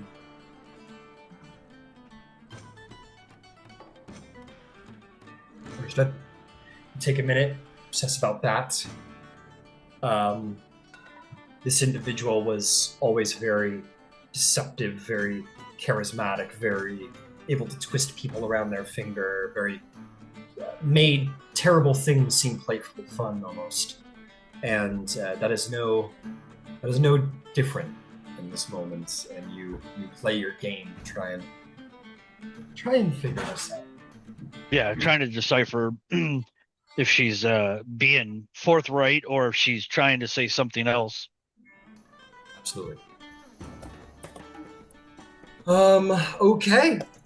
With that, we'll move along. Is there anything else anyone wants to do today before boarding the ship? Yes, when Yvaine gets back from her errand with Drysrinn, if it's still daytime outside, or even if it's right beginning beginning of evening, I'll grab her and I'll say, "Now might be the best time." So I'll take you to comfortable quarters and say, and actually, I'm just going to cast Dream Walk first. So, she'll cast it on both Qiro and Yvaine. She'll cast it on both of them. So, all this does is, if you're dreaming, it allows you to know that you are dreaming. It may or may not help you using this implement. This big ass cleaver she carries everywhere she goes. She pulls this thing out. She goes, "All right. So basically, I'm just going to put my hand on you, and you're going to go to sleep. when you go to sleep, you're going to wake up in your head, and it's going to be whatever you imagine it to be. If you think your way to her, you can sort of look in her dreams. The warning I will give you is if you just walk in and start speaking, you're going to freak her the fuck out. So it's really good to ease them into it. Sometimes creating a scene where they come up on you, or starting in a thing that has happened before, but then changing into it. And give them a moment to process. Trust. Oh, I fucked this up so much. You don't want to just, you gotta sort of use a little lube. You can't just raw dog it, All right. And she'll just kind of like half roll her eyes while she's just because. I got it. I didn't need that in my head before I went to sleep. I didn't need. So this is almost anime now. She's got this cute little green frilly outfit, and she just, with her white braid and her pink eyes, and she just cheerfully unleashes this grotesque.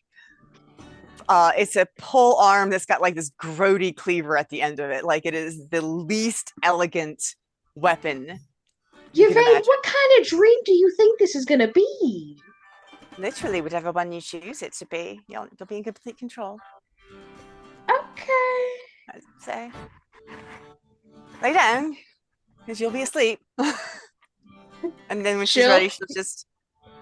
Yvaine kind of gets comfortable, kind of seated next to her, and has the hammer on her lap, and tells Happy, Qiro, right, you've got... Qiro kind of... Before, because like she'll once you look like you're ready, she'll close her eyes, but she'll kind of like, you can kind of see your hand twitching on the side of the bed, and she kind of holds it out kind of at her side and thinks about it for a second, and then like holds it out to you. Yeah. And she takes it, and the last thing I'll do is say, Happy, you've got watch, don't let us get got. And and Happy looks around, she'll lay down and cast the spell, and it's all you. Boy. All right. Oh.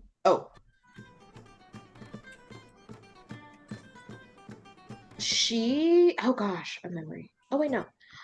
If she can choose the place, she is going to choose a memory. Wait, Yvaine, can you see this? Like, you said you're not there. Can you see what's happening, or? I don't know if the provision allows it. I know that I can touch you and let you be in control of it. And I know that I am sleeping while it occurs. So, no, I don't think Dreamwalk would let you... No, yeah, I don't. Because you're not sharing a dream. Qiro is entering someone else's dream, so you're gonna kind of be like chilling in your a little bit of a void space. Yeah, I didn't think it allowed me to go with. No. All right. So, but Qiro, on the other hand, oh boy, you find yourself. It's definitely a little disorienting because it's not your spell. You find yourself in this kind of blank space, and then you feel kind of that motion, that motion that you're all too familiar with. Just that pervading, unending motion of the sea under your feet, which is what you've kind of lost a little bit. But it's all too familiar because you spent so much time on land recently, but it's all too familiar now. And you find yourself suddenly, like, the darkness begins to sort of like glow brightly and with the color of gold. And you're going to kind of look and see this door where there is like this shine of golden light coming from behind a wooden door. Do you open the door? Yeah. You open the door. You have this like, oh, moment where you look inside and you see it's your mom's captain's quarters. It is spilling with gold. You literally open the door and gold like spills out of the doorway. The light shines through the windows and is bouncing off of like endless gold and gemstones. All of them. You can even look at the coins and see that they're marked by different nations. It's all plundered gold. And in the middle of it, she is sitting. There's a bathtub right in the middle of the mountain of gold, and she's sitting in it very happily as there's like a steam bath coming off it. She's she's got like a big old goblet of wine. She's naked in the bath, just like kept like letting gold spill through her fingers and like plopping them in the tub, just kind of playing with her gold. And she's going to look over. She's going to say, Qiro, my darling, look at all of the gold that I have got for our family. Welcome, come in, don't be shy. You know, hearing about this dream when I was little, yeah, this is what I imagined it looked like. It is not a dream, look. And she like holds it and kind of like throws a handful of coins in your direction to kind of bounce off of you. She'll kind of, Qiro will reach over, because I'm assuming there's stacks of gold everywhere. She'll reach over and just kind of grab one of the coins. And she'll just kind of flip it in her hands and run into her hands, and she'll kind of look at her mom and say, it is a dream. It's yours, obviously, but I'm real. And so are you. You speak in strange riddles, child. I'm real, Mom. I'm not here, because that would be weird. But I am here, in your dream.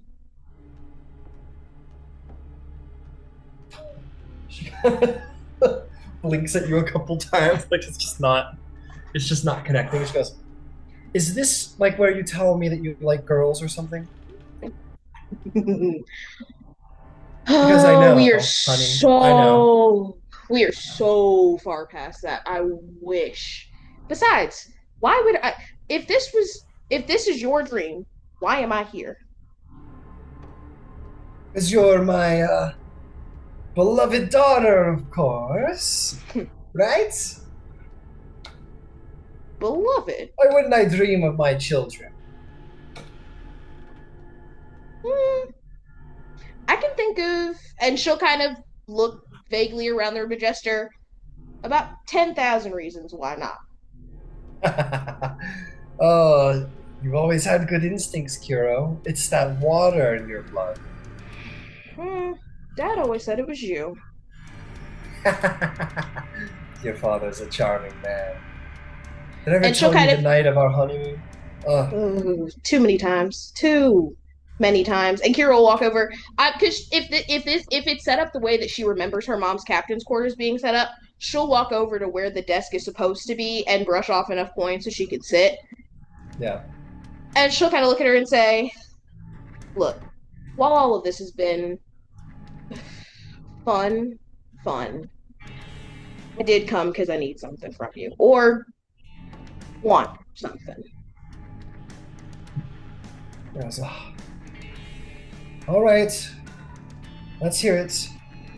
As usual, take all the fun out of having tons and tons of gold laying around with some petty needs. What more could you want than coin?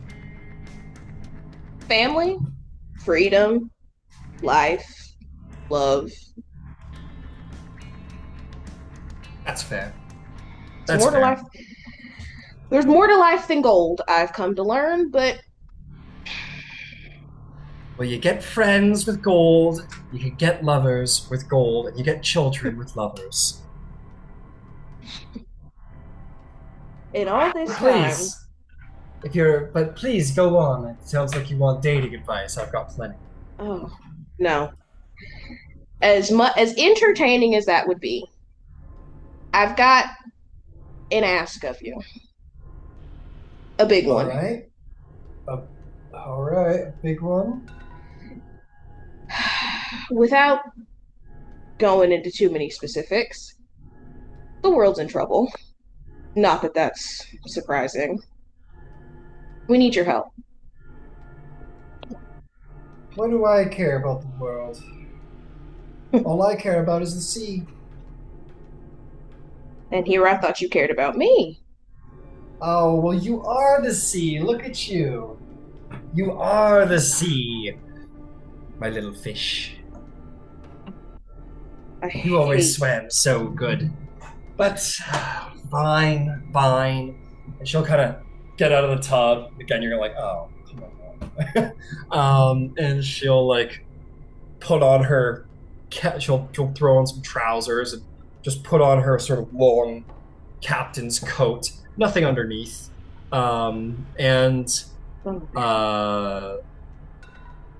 She'll, and then like the gold just kind of goes away, as dreams go, where it just kind of shoot around from one thing to another. Where she kind of puts that on as she turns around the room, is immaculately remade into her like regular office, and she doesn't seem to notice the immediate change in setting. And she'll sit at her. She'll sit at her big old velvet chair that she's told you many times that she stole from, someone. And she puts her feet up on the table, which are now wearing boots inexplicably. And a parrot just flies over and lands on her shoulder. And she says, "Who is we, Qiro? Who is we? The revelry?" Ooh, no. First of all, they would never ask for help. Second of all, I would never ask for help for them. Third of all, you would never help them. You were sharp as a tack. Way you raised me to be. No. We, as in my friends, the Aurora Concordant, from Tal'Dorei. Okay, this is an interesting tale you're spinning, but please continue. We need an escort, a capable one. We're going through waters that aren't exactly friendly, and 2 ships are better than 1. So you want my ship to escort you somewhere? Why would I do that? Well, think of it less as an escort and more of insurance. As for why, well, and she'll kind of look around the room that's clean now. Gold, for 1. 2, you get to mess up someone's day. And 3, I don't know what's on those ships, and if I'm honest, I'm not interested. We need to get around them. Whose ships are these, you said? Iron Authority. Okay. This sounds like a fun haul. It is. So you want me to escort you through an Iron Authority blockade for Iron Authority loot? You've gone for bigger on less. What's the take? 60-40. Must be a big ship you've got that's bigger than the Deadly Deceit. We're not interested on traveling on your ship. Oh, sure, 2 ships, but 60-40 implies that whatever ship you're sailing is more deadly than mine. Maybe it is. Oh, let's not spar. We all know Deadly Deceit is the most dangerous thing in these waters, aside from maybe a handful of ships. Maybe the Plank King's own vessel itself, perhaps. But it is a galleon to be feared on these waters. And you know it. And that's why you have come to me, dear. So, Why don't we say 70-40 my way?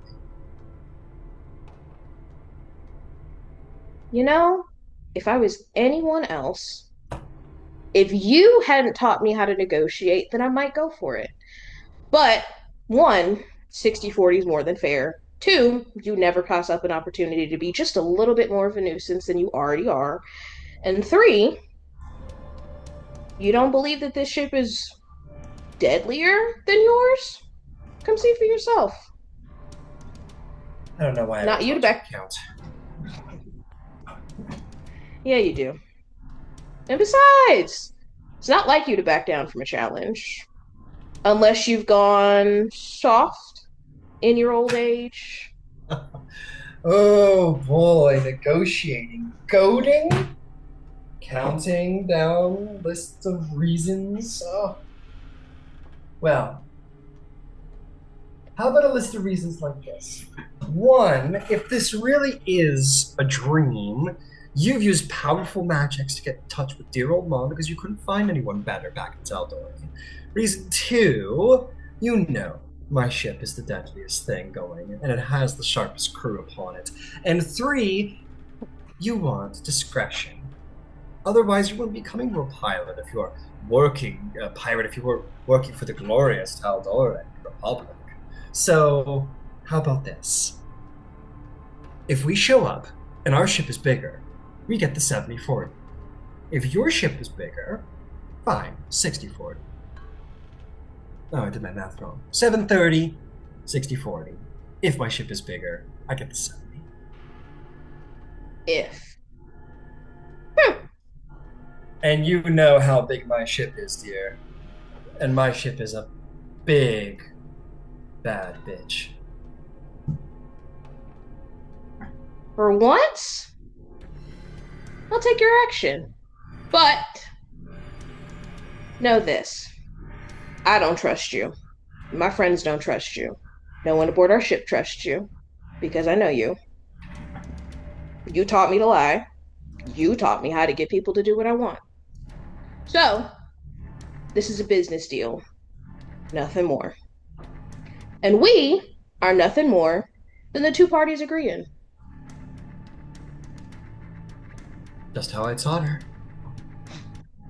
She'll spit on her hand. Put her hand up to you. Spit and do the same. And while she's holding onto her hand, she'll kind of hold it for a second and go, I trust your word about as much as I trust you. Do this again tomorrow so I know it isn't just the drugs I took today. I could do this every day for a week and you'd think it was the drugs you took. Or the ghost of the past, or the ghost of the past, or any other 50 different things. Well, I will do my part and be sober for one day tomorrow, and you do this little dream trick of yours again, and I'll know that you're legit, and I'll see you at the southern tip of Tal'Dorei, and run your stupid blockade to get in, run your stupid blockade to get out. Stupid! Oh, Let's the hope Iron you win. Authority, they may have big guns, and I want their big guns, but they're slow. Hobgoblins were great fighters, but they weren't meant for the sea. They're like cats. Big, mean cats, but they hiss more than they actually can swim, you know? Well, for your sake, for your crew's sake, and she'll kind of look around for this ship's sake, let's hope you're right. Oh, let's not play coy. You don't care about this ship or its crew. You wanted me to. A lifetime Oh, ago. I tried. I tried, kid.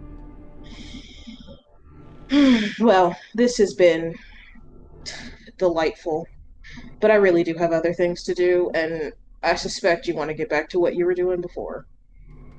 And I don't. Yeah.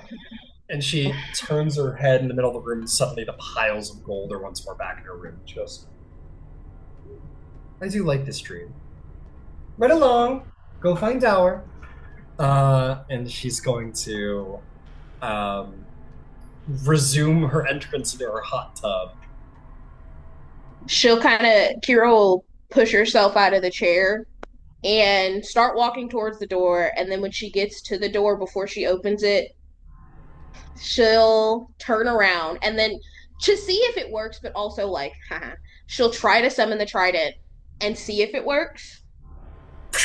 Trident's there. And she'll kind of look over her shoulder at her mom and say, "We both changed. This is gonna be fun." And then she'll flash the trident back and open the door. Okay. And she'll say, "So you have, kid, but your mama never changes." And as you close the door, you come back awake as the magic fades as you return back to your wakeful self. She'll just kind of, if once her eyes open, she'll just kind of stare at the ceiling for a second, both in like, "Fuck did I just do?" But also like, "No, this is gonna be fun." But no. How'd it go? Well, the good news is she's intrigued. She also wanted us to do this again tomorrow to prove that it wasn't just the drugs she took. Oh, that's very funny. Did you know that the plane of dreams is the Moonweaver's realm? Yeah, that's why I carry the big ugly thing. I hated that boat. My whole life I hated that boat. Back on board for 5 minutes and it was like no time had passed. She's still who she's always been. I don't know why I expected her to be different.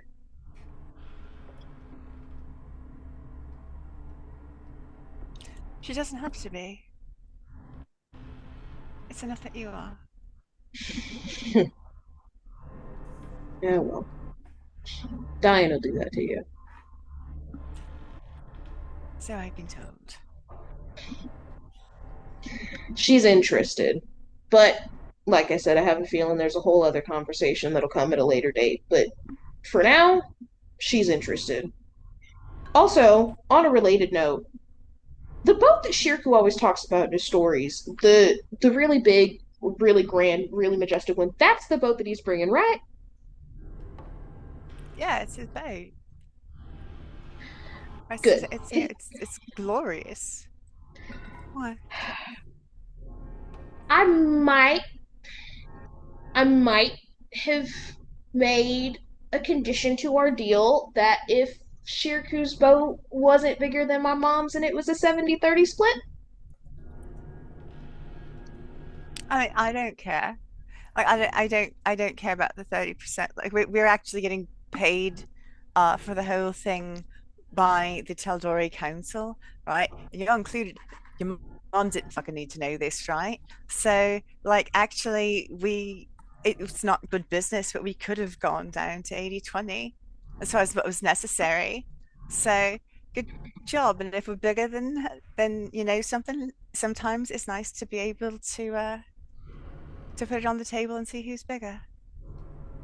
I don't understand it. It's not my way of doing things, but it's a very it seems to be how martial types say they love each other in weird sorts of ways. I've noticed the whole Underguard family does it, and Drysrinn seems to be how she processes things too. No, it's my mother. Yvaine, I need you to promise me something. Yeah. No matter what I think of her, and not all of them are kind, I need someone I trust to make sure that I don't turn back into who I used to be. She has a way of pulling out every part of me that I have tried to tame, get rid of, change. In 5 minutes, she made me feel like the last few months never happened. Like meeting all of you never happened. Like I was the same person that was stuck on that ship with her and my family marching towards a future that I didn't want. Okay, so I understand, but walk me through the why. How did you get there? Jesus. Sorry. I poked the side of my... Oh my god, I apologize. Sorry. Sorry, Yvaine. Can you repeat your question? You walk by a bard who's just fucking going for it, and then... Yes, I think thought this is where Balthazar's Yvaine- working on something new. I thought this is where Yvaine said, "Psych, it's all a dream." No, so what? You're telling me that you felt like the last 3 months hadn't happened, but I want you to explain what made you feel that way. Like that feeling didn't just materialize. There were conditions that occurred. What were those conditions? My mother, and when you meet her, you'll understand, all of you will understand a lot better. She has a way of making people feel small just by standing there. It's like she picks you up. No, water genasi. My entire family, water genasi, just like me. Huh. She has a way of finding every little part of you that you try tucking away from everyone else and making it about everything. Okay, I would say that that's just a thing that mothers do, like just mums in general. Like, but then there's Miss Emma, who is perfect. So maybe she's just the exception. Because I really do. I do understand. And I met Drysrinn's parents today, and I feel how like did that maybe go? she understands. Yeah, I feel like maybe she understands too. Like, I feel like she could be in the room and maybe she'd get it. In fact, I feel like we all just fucking get it. Wow. God, do we all have mummy issues? I think we all have issues.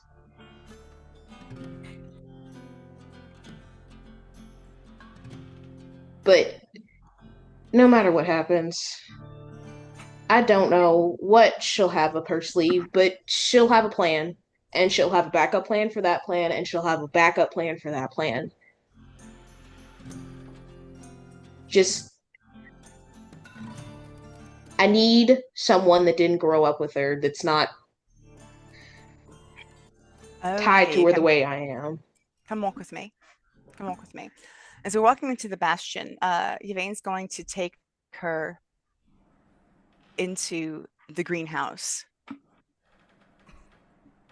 And she's going to go into this one little corner that only she and the druid who tends this space knows that's there.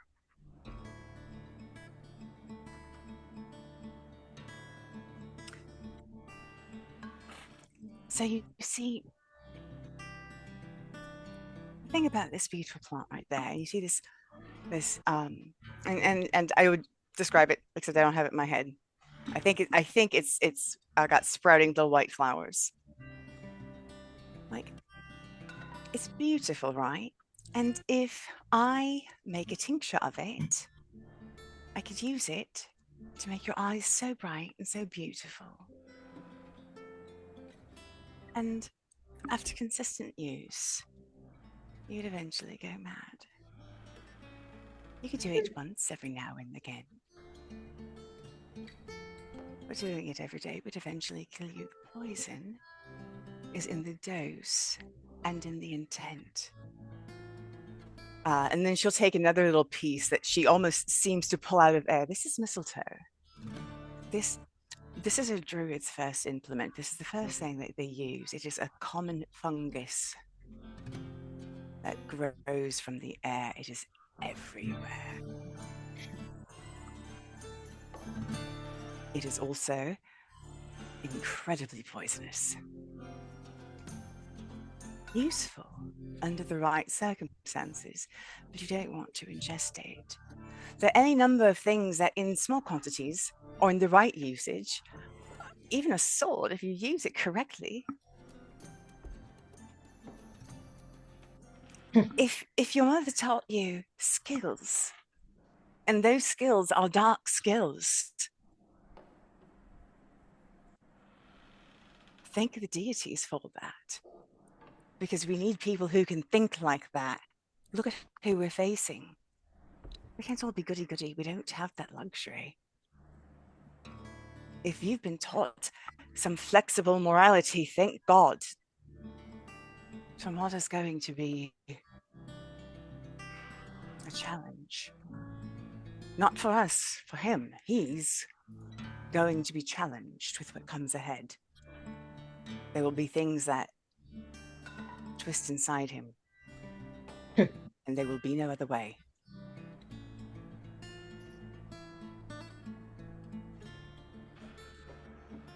Don't despise what she taught you. Own it.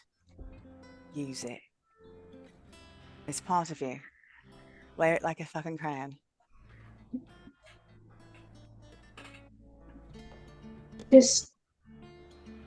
I don't want her to think that any part of who I am now has anything to do with any part of who she made me into. Why not? Why does it matter? Why do we care? What is that worth? Like, in value, what's it worth? What is that worth? What is that, like, if we're going to commodify that, what is her having bragging rights to you being skilled, or you having talent, or you're having, I mean, what, tell me, what is that, what is that? What is she going to do? Is she going to bribe you? If you, because otherwise she's going to tell everyone you're a pirate. We know you're a pirate. We know that. We know that. What's she going to do? What's she going to expose to the world that we don't already know? What's your deep, dark secret? Go on. You know what mine is? I made a pact with an eldritch god. Yeah, to save, it was to save the city of Amon, like 200,000 people or so. Yeah, it was rough. It was a difficult time. What's your dark secret?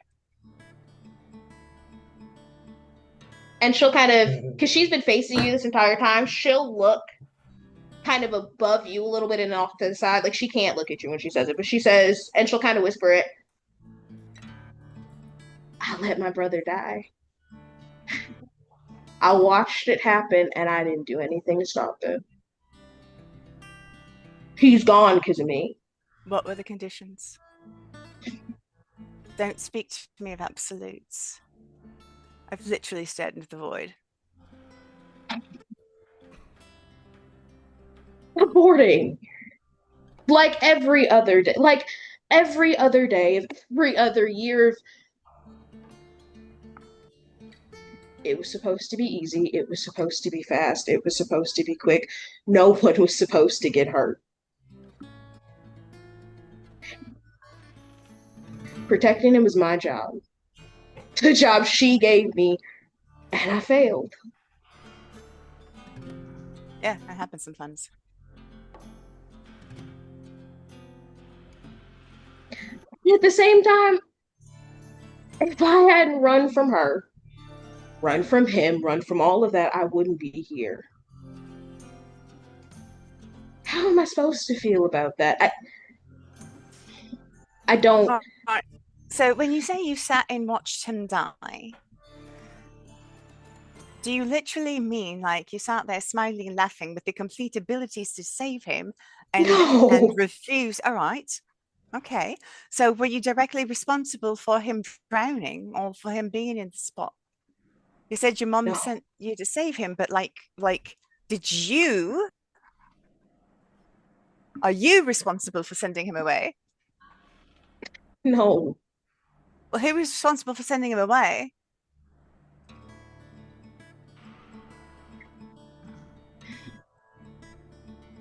I was supposed to go before he was. That was the whole point. My whole life. He was the one. So He was I the understand captain. that-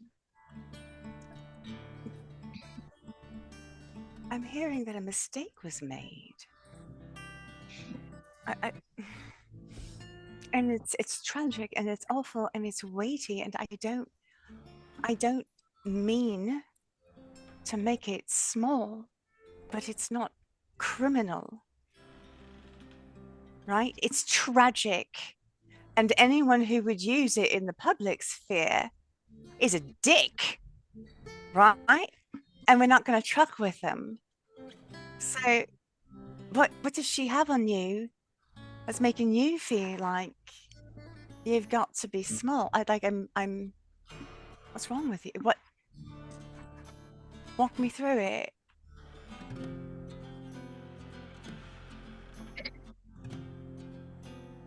I didn't have this. And she'll kind of gesture between the two of you. Or this. And she'll kind of gesture the greenhouse, or any of this. You, Ember, Drysrinn, Bev, you care. I didn't have that. Yeah, And the last thing I want to do is lose it. we didn't either. We created it, and you're part of creating it, and that's why it's not going to happen to you. Because why would you choose that when you have this? Like, for real, come the fuck on. Are you kidding me with this right now? I love you. Let's go drink. Please. Okay. Is there anything else anyone would like to get done? Not a 20-minute long role play. So Is there sorry, anything I'm anyone? so It's all sorry. good. Is there anything else anyone would like to get done before getting on the ship? I would definitely like to pass along to the people that I normally deal with that this message, and then the sighting of her, and whatever details I can recall about what happened. That's about it. And then, of course, once everybody's back together, I'll present the hat so everybody can see it and figure out who's going to take it. Okay, cool. Everyone sees the hat. Ember, is there anything that you wanted to do? I haven't heard from you at all. Yep, I'm just ready to get on the boat. Excellent. Me too. Time for a cruise. Yep. It's all good. We will, if it's all right with you, Tormada, we will say that the hat is presented on the ship next session. That's fine. Yeah, we can do that. Discussion about that next session. But you all come to the end of your day. As the morning rises, pack all of your bags, make your way down to the dock, where Shirku will introduce you to the bow salt. And we will go on a little journey. But that is where we will end the session. No problem with roleplay, just, hey,